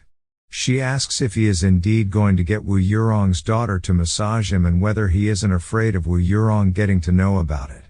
Also stating that Wu Yurong is her idol as she is the third millionaire in Donghai City with a company named Senator Lan Apparel. And that after her divorce, she won the brutal business war with her ex-husband's family to get the custody of her daughter. Also brought down her ex-husband to death, gaining the title of the Black Widow that everyone fears in the business community of Donghai. Wu Chen tries to console Ruobing and tells her that he also knows that she had another name when she was younger named the First Beauty of Donghai. Ruobing gets possessive, telling Wu Chen to please reconsider his decision and not to act out of rush. Clenching her fists tight, having no other option other than to submit to Wu Chen's massage request, as else he will try to mess up with the daughter of Wu Yurong and have a bad end, she gives up and tells Wu Chen to come over to her house tonight and she will give him a massage if that's what he wants. And not only a massage, but she can be all his, but he will have to let go of that girl named Song Xuan. Wu Chen tries to clarify that maybe Ruobing misunderstood him, as meeting with Song Xuan and getting a massage are just excuses. So the desperate Ruobing tries to question him about what is he up to then. Wu Chen tries to calm her down and tells her to relax and not overthink. And then walks over, bidding her farewell, waving his hand in the air. Later at the cafe, Wu Chen meets Miss Song, where the stunning Song Xuan officially introduces herself to Wu Chen. They have a firm handshake and greet each other. Song Xuan gets over business, directly asking if Wu Chen has brought over his work and where is it. Wu Chen asks her if she has a pen and paper, to which she asks about it. Wu Chen tells her that he would be writing it down for her, which makes Miss Song all starstruck. Wu Chen goes up with his act, telling that it's all in his head, which Miss Song is barely able to digest, but still hands him over her diary and a pen. 10 minutes later, Wu Chen finished writing the song named Soul Remedy. Miss Song is in deep thought as Wu Chen wrote a whole sheet for audio mixing and the instruments used without any trial in a software. However, after she sang her song in her mind with the audio tune Wu Chen wrote, she knew that Wu Chen's melody was much better than the one she received earlier. So, Wu Chen questions her if she wants to buy his melody, to which Miss Song agrees immediately with joy in her face. They go on around with the price of the melody, but Wu Chen doesn't agree with her low prices. So Miss Song asks Wu Chen if he is just there to mess around with her and if she looks like a fool to him. Wu Chen is unfazed and with a serious face demands 100,000 and that there is no negotiation for the price, as he also has a few more of these songs. Miss Song immediately denies taking the song from Wu Chen as it is way overpriced. So, Wu Chen forwards her diary telling her that the deal ends then. He adds that even though they have met just once, he has trust in her that she would not steal. So, he won't tear off the lyrics page as her diary looks very good and it wouldn't look perfect if the pages were torn. He gets up and leaves the cafe. As he walks away, the annoyed Miss Song labels him as a weirdo. Wu Chen arrives at the Weishan music studio where he is greeted by the receptionist. He tells her that he wants to record a song, so he is going to rent the recording room for 3 hours. After every reincarnation from the past, The song he wrote named Soul Remedy had proven itself multiple times and will blow up one day or the other. Wu Chen is asked if he needs a tuner or a mixing engineer, but Wu Chen declines, stating he can do it himself. It's 3 hours now and the recording is done with a CD in Wu Chen's hand as he is going to publish the song when he goes home. At the parking garage, he gets a call from Kuang Ying, who asks Wu Chen about his whereabouts and why didn't he answer her phone calls for 3 hours. He tells her that he was busy and asks her if there's any issue. So she informs that Mu Chen, the girl he met at the bar in the first scene, Kuang Ying got her an internship at Jinfu and so she won't be going abroad for studies. Wu Chen praises her for her good work as he drives out of the garage. Kuang Ying asks him if he won't be meeting her today, and if so, she will get very suspicious of him if he wasn't at home every day. They end up the call, but Wu Chen notices a black car following him. The black car doesn't have a Donghai city license plate, so he knows that it's Ding Rulong's men then. So, he speeds up the car as he still needs to publish the song he made. Wu Chen reaches his home and creates his account with his name so that Miss Song knows that it's him when she hears the song and publishes it. It's the next day early morning when Wu Chen comes over to his desktop to check over the song. But he suddenly notices that his house looks weird and that the patterns on the pot are facing a different direction. Even the pillow on the sofa is too far right from where he used to keep it. So, he picks up his phone as he forgot to pay some attention to the men sent by Ding Rulong and that these people must have installed a pinhole camera or a bug in his house. So, he lets them play as he calls over to Li Ruobing and talks all lovingly with her. But, Ruobing is still over the massage issue and Miss Song, so she taunts him about it. Wu Chen tells that he will be there at her company before 9 to discuss about it. Wu Chen knows that the probability of something happening that day is pretty bad, but it's all in his own hands. As he drives a bit further, the black car pulls over in front of Wu Chen's car, and on top of that, there are 2 trucks on each side, so he cannot go left or right. This is a very classical way of showing a 100% confirmed accidental death. But they are trying to mess up with Wu Chen, who remembered all the vehicle's license plates, and so as soon as the accident happens, he resets the time. It's 7 a.m. of the same day and now it's his time to play. So he calls up Li Ruotai and tells him about Ding Rulong's men who are in Donghai and about the trucks and black cars information along with their license plate numbers. Ruotai is shocked but then tells Wu Chen that he will take care of it. But Wu Chen tells him that he wants them alive, since if they remain hidden then it will be hard to find them, and if they come on the road, it will be easier to catch them. But then it would be hard to do anything on the road, so he thinks that it would be better in the basement parking lot of the shopping center. Ruobing calls him and asks about him and that he has sent his men to search for them. Wu Chen tells that he is around the mall and that Ding Rulong's men have followed him there as well. Wu Chen knows everything but is waiting for Ding Rulong's backup plan. The white truck driver informs the rest about the change in plan as Wu Chen has gone into the mall's basement.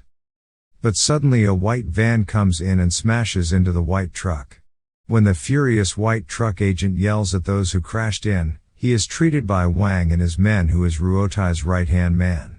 All the drivers who wanted to attack Wu Chen had been captured and their vehicles all seized. Zhang Chuan, who was sent by Ding Rulong, informs his boss that all the men they had sent have been captured by Li Ruotai. Rulong is in no mood of giving up, so he tells them to go for plan B as he wants Wu Chen dead today before the Li family members can protect him. Zhang Chuan orders his men as he doubles the money to get Wu Chen by the day and gives them Wu Chen's current address to hunt him down. 20 minutes later, he gets a call from Ruobing, who informs him that her brother has captured those men and asks about his whereabouts. Wu Chen tells her that he is in the Sinmao shopping mall. Ruobing yells at him to find a crowded place immediately and she will come over there right away. Wu Chen agrees to her and hangs up the call. As he walks into the lift, he notices the broken camera and knows that Rulong's backup has already arrived. The lift arrives at another floor and we see Wu Chen surrounded by a bunch of men in black clothes. As soon as the door closed, all these men took out their weapons trying to get Wu Chen done and dusted. But it was Wu Chen who, with his eagle-sharp eye, grabbed them by their wrist, punched them in the face, kicked them and whatnot to get over them. At the same time, Ruobing and her subordinate were hastily looking for Wu Chen as he wasn't picking up his phone, and she gets to know that he is in the elevator and the elevator is on the B1 floor. So, they quickly rush over to that floor to open the door of the lift, and just then they see one of Ding Rulong's men head falling on the ground. Ruobing gets very tense seeing such a situation as we see Wu Chen all covered with sweat and bruises over his face and body with Rulong's men lying unconscious.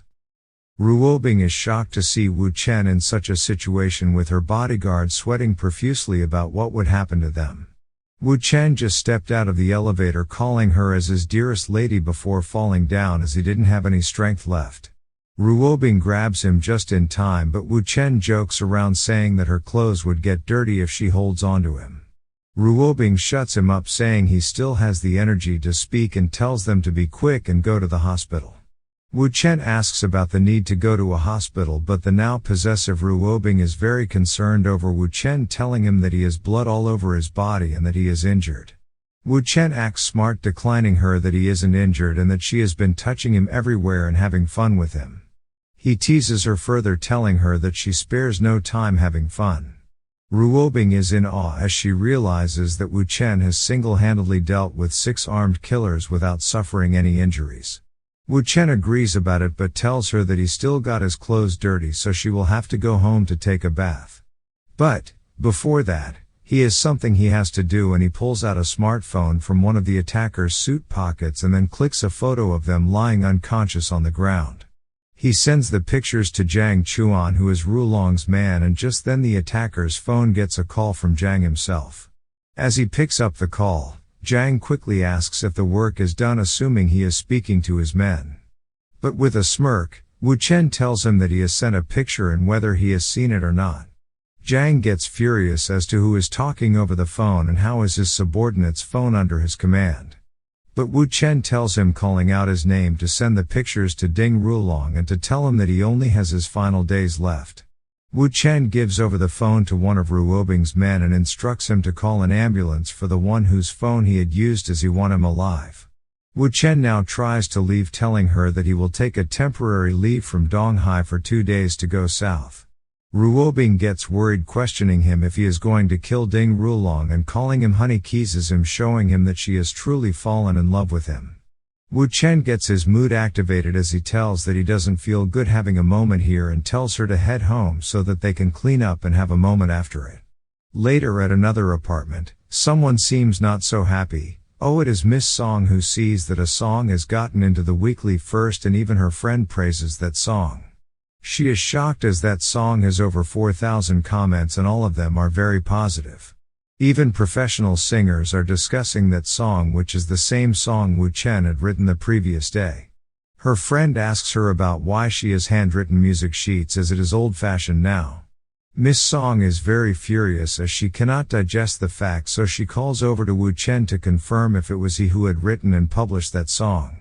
Wu Chen had gone for a shower when his phone rang, with Ruobing sitting beside his phone on the sofa. This made Ruobing suspect that it must be from Ding Rulong, who must be trying something again on her love. She picks up the call and directly questions if he is looking for death now. But that call was from Miss Song, who was startled at such a statement, so she asks if it is not her senior Wu Chen's number, stating that she wanted to talk about the song. But Ruobing cuts her words, questioning her about which song, and she can say it all to her and she will let Wu Chen know. Miss Song tells Ruobing not to misunderstand her, asking her if she is Wu Chen's girlfriend and that there was a misunderstanding during her meeting yesterday with Wu Chen, so she wanted to apologize to him. Ruobing grills her about why she wants to apologize and for what reason, also questioning about the song thing. Miss Song is shocked, asking Ruobing if she really is Wu Chen's girlfriend, as she doesn't even know about his song. Ruobing asks her if she is suspecting her of lying, so she gets up and knocks on Wu Chen's door, calling him honey and telling him to open the door as it's his junior's phone call. Wu Chen takes the phone and gets to know it is from Miss Song, and they schedule a meeting for later. Wu Chen hands over the phone to Ruobing, telling her that it was from Song Xuan, who wanted to buy his songs, but it seems that Ruobing had other plans as she loosens her dress, clinging on to Wu Chen, praising and seducing him at the same time, but Wu Chen tells her that he is not done with his shower. Ruobing just goes all in with the kiss, wanting to know about what other things is he good at. Wu Chen warns her that she is trying to play with fire.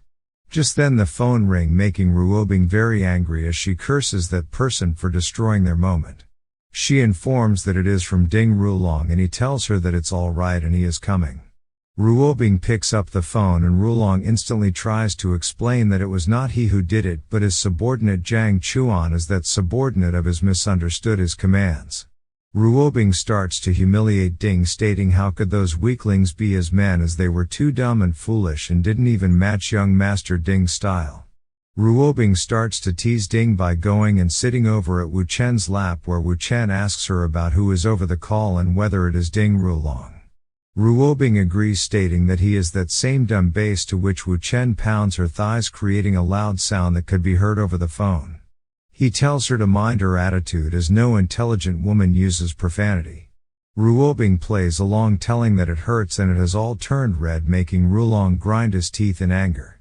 Wu Chen tells her that she must know her mistake and that she deserves a little spanking, to which Ruobing tells that she is sorry and she won't speak profanity and not to spank her.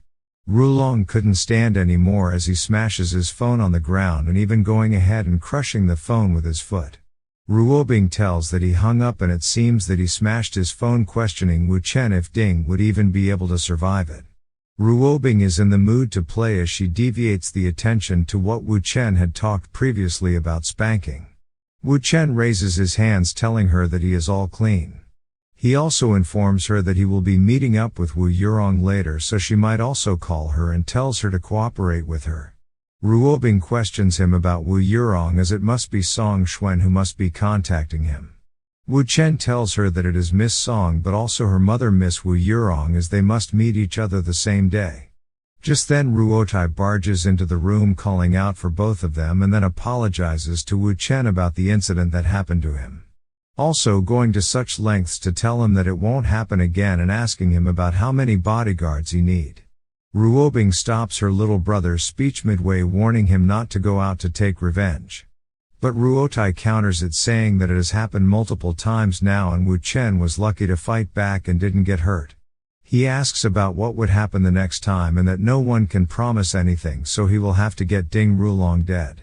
Ruobing gets up, telling Wu Chen that since he is her little brother's family now, he must talk some sense into him. Wu Chen asks Ruotai if that Lao Dao is alright, to which Ruotai informs that the one he wanted alive is okay now.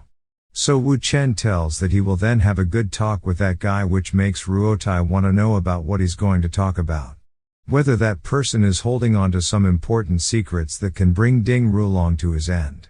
Wu Chen agrees with him, also stating that he will be the one accompanying Wu Chen when he goes to talk with Lao Dao, but for that, he must first promise his sister not to make any irrational move. Ruotai agrees, stating that he will listen to him as long as Ding Rulong can be eliminated, letting Ruobing finally breathe a sigh of relief. Finally solving the issue, he tells both of them to excuse him as he has some business to attend to. Sometime later in the evening, Wu Chen arrives at the meeting point for Miss Song, and there is an informant who is spying on Wu Chen. Wu Chen finds Miss Song and greets her, taking her by surprise as she is barely able to speak something from her mouth. Wu Chen asks her to speak, to which she questions if his family runs a small family restaurant. Wu Chen agrees, stating it is a noodle shop in a small town. Miss Song questions if he is a sugar baby of her girlfriend, as his girlfriend sounded like a 40-year-old. And the reason that he is selling his song at such a high price is to make money so that he can get rid of her, as he didn't even let her know about the song he published. Wu Chen is simply giggling over her notion about his girlfriend, which makes her even more agitated.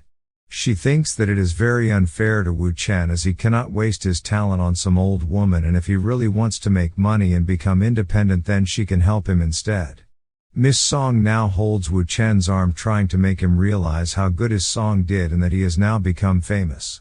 So there are a lot of big companies that would want to work with him and he will become a celebrity. Wu Chen moves away his hand, telling her that he won't be making a debut, and it is not what she thinks. Redirecting their conversation about meeting to purchase his songs. Miss Song realizes that she almost forgot about it, so she requests Wu Chen to write another song for her. Wu Chen asks for 10,000 and Miss Song agrees immediately to it, but, Wu Chen places another demand of wanting half of the profit the song generates. Miss Song accepts this demand as well, stating that she can agree to anything as long as he can keep up with the standard of the song he created earlier. So Wu Chen gets to business, asking her for a pen and paper, also stating that he would refund her if the song doesn't go viral. 10 minutes later, Miss Song is all happy holding the music papers of the song named A Song For You. Wu Chen gets up after receiving the money, bidding her goodbye as he still has some stuff to do. Wu Chen is in the car as he claims that the appetizer has been served by meeting the daughter, and it's time for the main course by meeting her mother as he notices a car following him. So, he steps up on the gas and speeds off, trying to get away from the white cars that are chasing him. A bodyguard informs his boss that they were unable to block Wu Chen, but something else is going on. It's Miss Song's mother, Wu Yurong, who wants to know what the issue is. So the bodyguard informs her that it seems like Wu Chen already knows that she is looking for him as he is driving to the company. This makes Miss Yurong interested as she tells the guard to bring him to the 16th floor when he arrives. Wu Chen arrives and is standing outside her door as Miss Yurong's men inform her. Wu Chen enters her office in a chill mood with hands in his pockets, seeing the stern look of Miss Yurong, also known as the Black Widow, and her retired Special Forces bodyguard named Chu Yan. Wu Chen, with a thug look, calls her director Wu, asking her whether it isn't a bit rude to invite him over like this. Miss Yurong tells that she doesn't understand his objective, but the one who's being rude is Wu Chen, isn't it? She orders her bodyguard to get out, and as he walks by Wu Chen, he warns Wu Chen not to try anything else, the consequences would be dire. Miss Yurong tells Wu Chen to take a seat, asking him about what is his purpose with his daughter and hopes that it isn't related to money. Also adding whether Miss Ruobing knows about his meeting with her daughter. Wu Chen asks her about why she cares so much about her daughter, who was given birth by someone else. This shocks Miss Yurong as she just couldn't say anything. Wu Chen then starts with his history classes, telling her about how she was forced to marry at the age of 21, and then she made a deal with her father about no one would get her way after giving birth to a child. And after her marriage, she always hid a knife under her pillow and slept in a separate room with her husband, and every time he tried to force her, she would threaten him with her knife. But then every morning she would play the innocent card and use excuses like not looking pretty or having stretch marks on her face so that he doesn't get mad at her out of pity. Wu Chen commends her for her smart tricks, also stating that she had always given her husband an image that as long as he could give more time to her, just then she will be able to accept him and make him say yet to have someone else give birth to a child instead of her. And after the child was born, she denied all her promises and turned against her husband's family. And what happened after it is known by everyone. With a small smirk on her face, Miss Yurong pities as to how her husband is dead too. She also tells Wu Chen to feel free to tell everyone about it if this is what he wishes to tell, and then they should talk about her daughter. With a cute bossy face, she warns him that even though she wasn't the one who gave birth to Miss Song, her daughter still has her blood. So if he is thinking of doing anything bad, then it is best to give up. Wu Chen is damn confident as he tells her that she should look into the matter closely, as she would soon realize that his focus is not her daughter but Miss Yurong herself, as he has some thoughts about her. Miss Yurong tucking in her hair, stating that young people nowadays have become very ambitious, and she wonders what kind of thoughts he has. Wu Chen tells that it is complicated, as this might seem out of the blue, but Miss Yurong always had her guard up, especially towards men. So this is why he would have to use this type of way for him to meet her.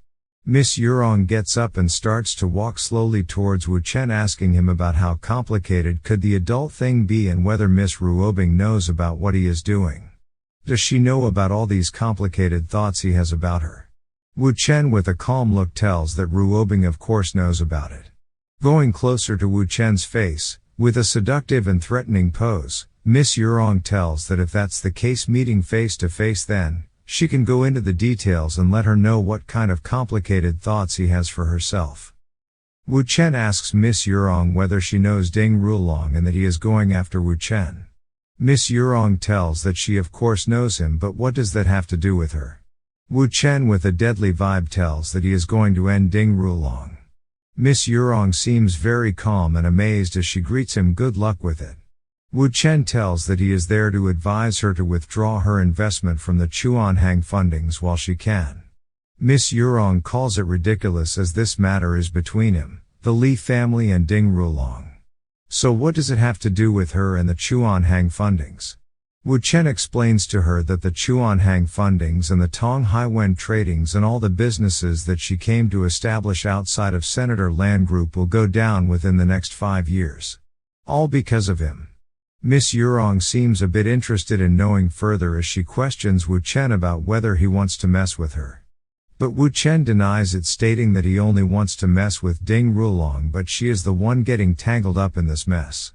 Miss Yurong tells that she has no contact with Ding Rulong and she is also not interested in what happened between the two of them, but Wu Chen stops her, telling her that she actually has to know about it.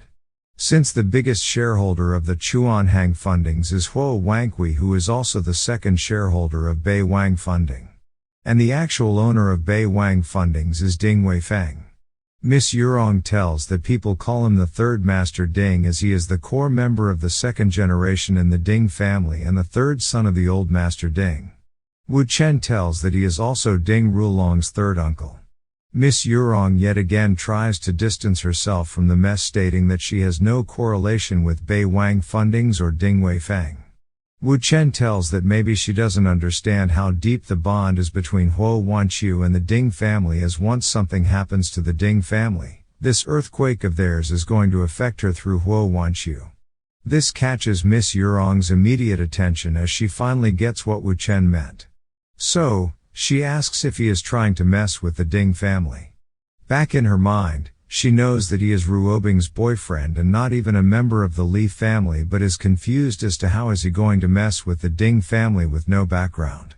Wu Chen tells that Ruobing likes her a lot and sees Miss Yurong as her role model. So this is why he is here to advise her. Miss Yurong thinks that it is an absurd excuse and absolute nonsense. And since he has mentioned Li Ruobing's name, it is a good time to testify it. So, she picks out her phone and dials Ruobing's number.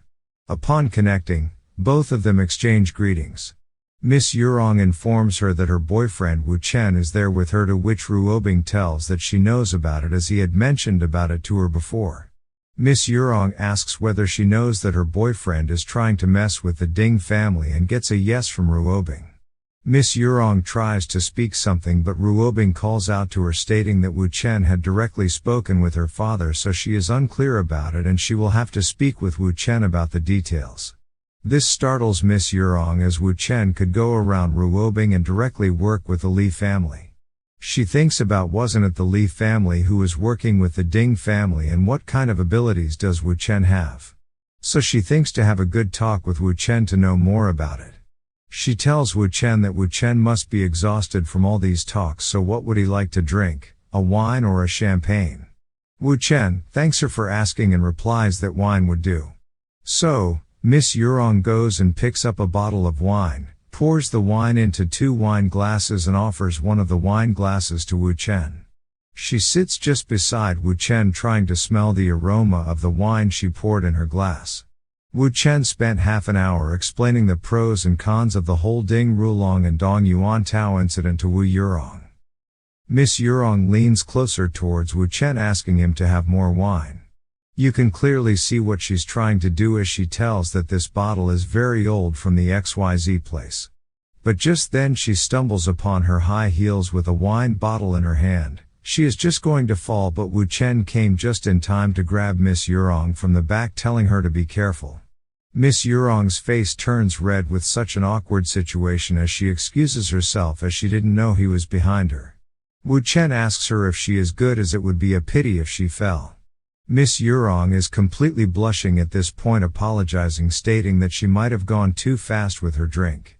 Wu Chen knows that she might not put her trust in men, but her preference is normal and her desire isn't low as well. She is the same as Li Ruobing, who wants to have the finest man beside her. More importantly, it is to get in physical contact with her, as since the requirement is fulfilled, he has the rhythm held in his hands. Wu Chen takes the lead, stating that since she is getting a bit tipsy, so they will end it there, to which she agrees on cutting down the alcohol. Also acknowledging that it was a pleasure meeting him. But even in such a state, she tells that she isn't done here, to which Wu Chen tells her to watch out as she might fall. Miss Yurong tells that it is all right as it's the high heels that are getting uncomfortable, and so she removes it, getting on her bare foot. Wu Chen immediately extends his hands and picks Miss Yurong in her arms, which startles her, mentioning that the floor is not clean and it's also very cold. Miss Yurong is all red like a tomato, but is still thinking about Wu Chen's acting as he has picked her up in a bridal pose. And she has never met anyone in her 40 years of life with such courage. Wu Chen places her on a couch as she hesitantly watches Wu Chen in anger. Wu Chen pours himself a glass, telling her that if she still wants to drink and talk, then they can continue it there. Miss Yurong is straight to the point as she calls out Wu Chen for purposefully carrying her to the couch. We only request you like this video and comment something good to appreciate our work.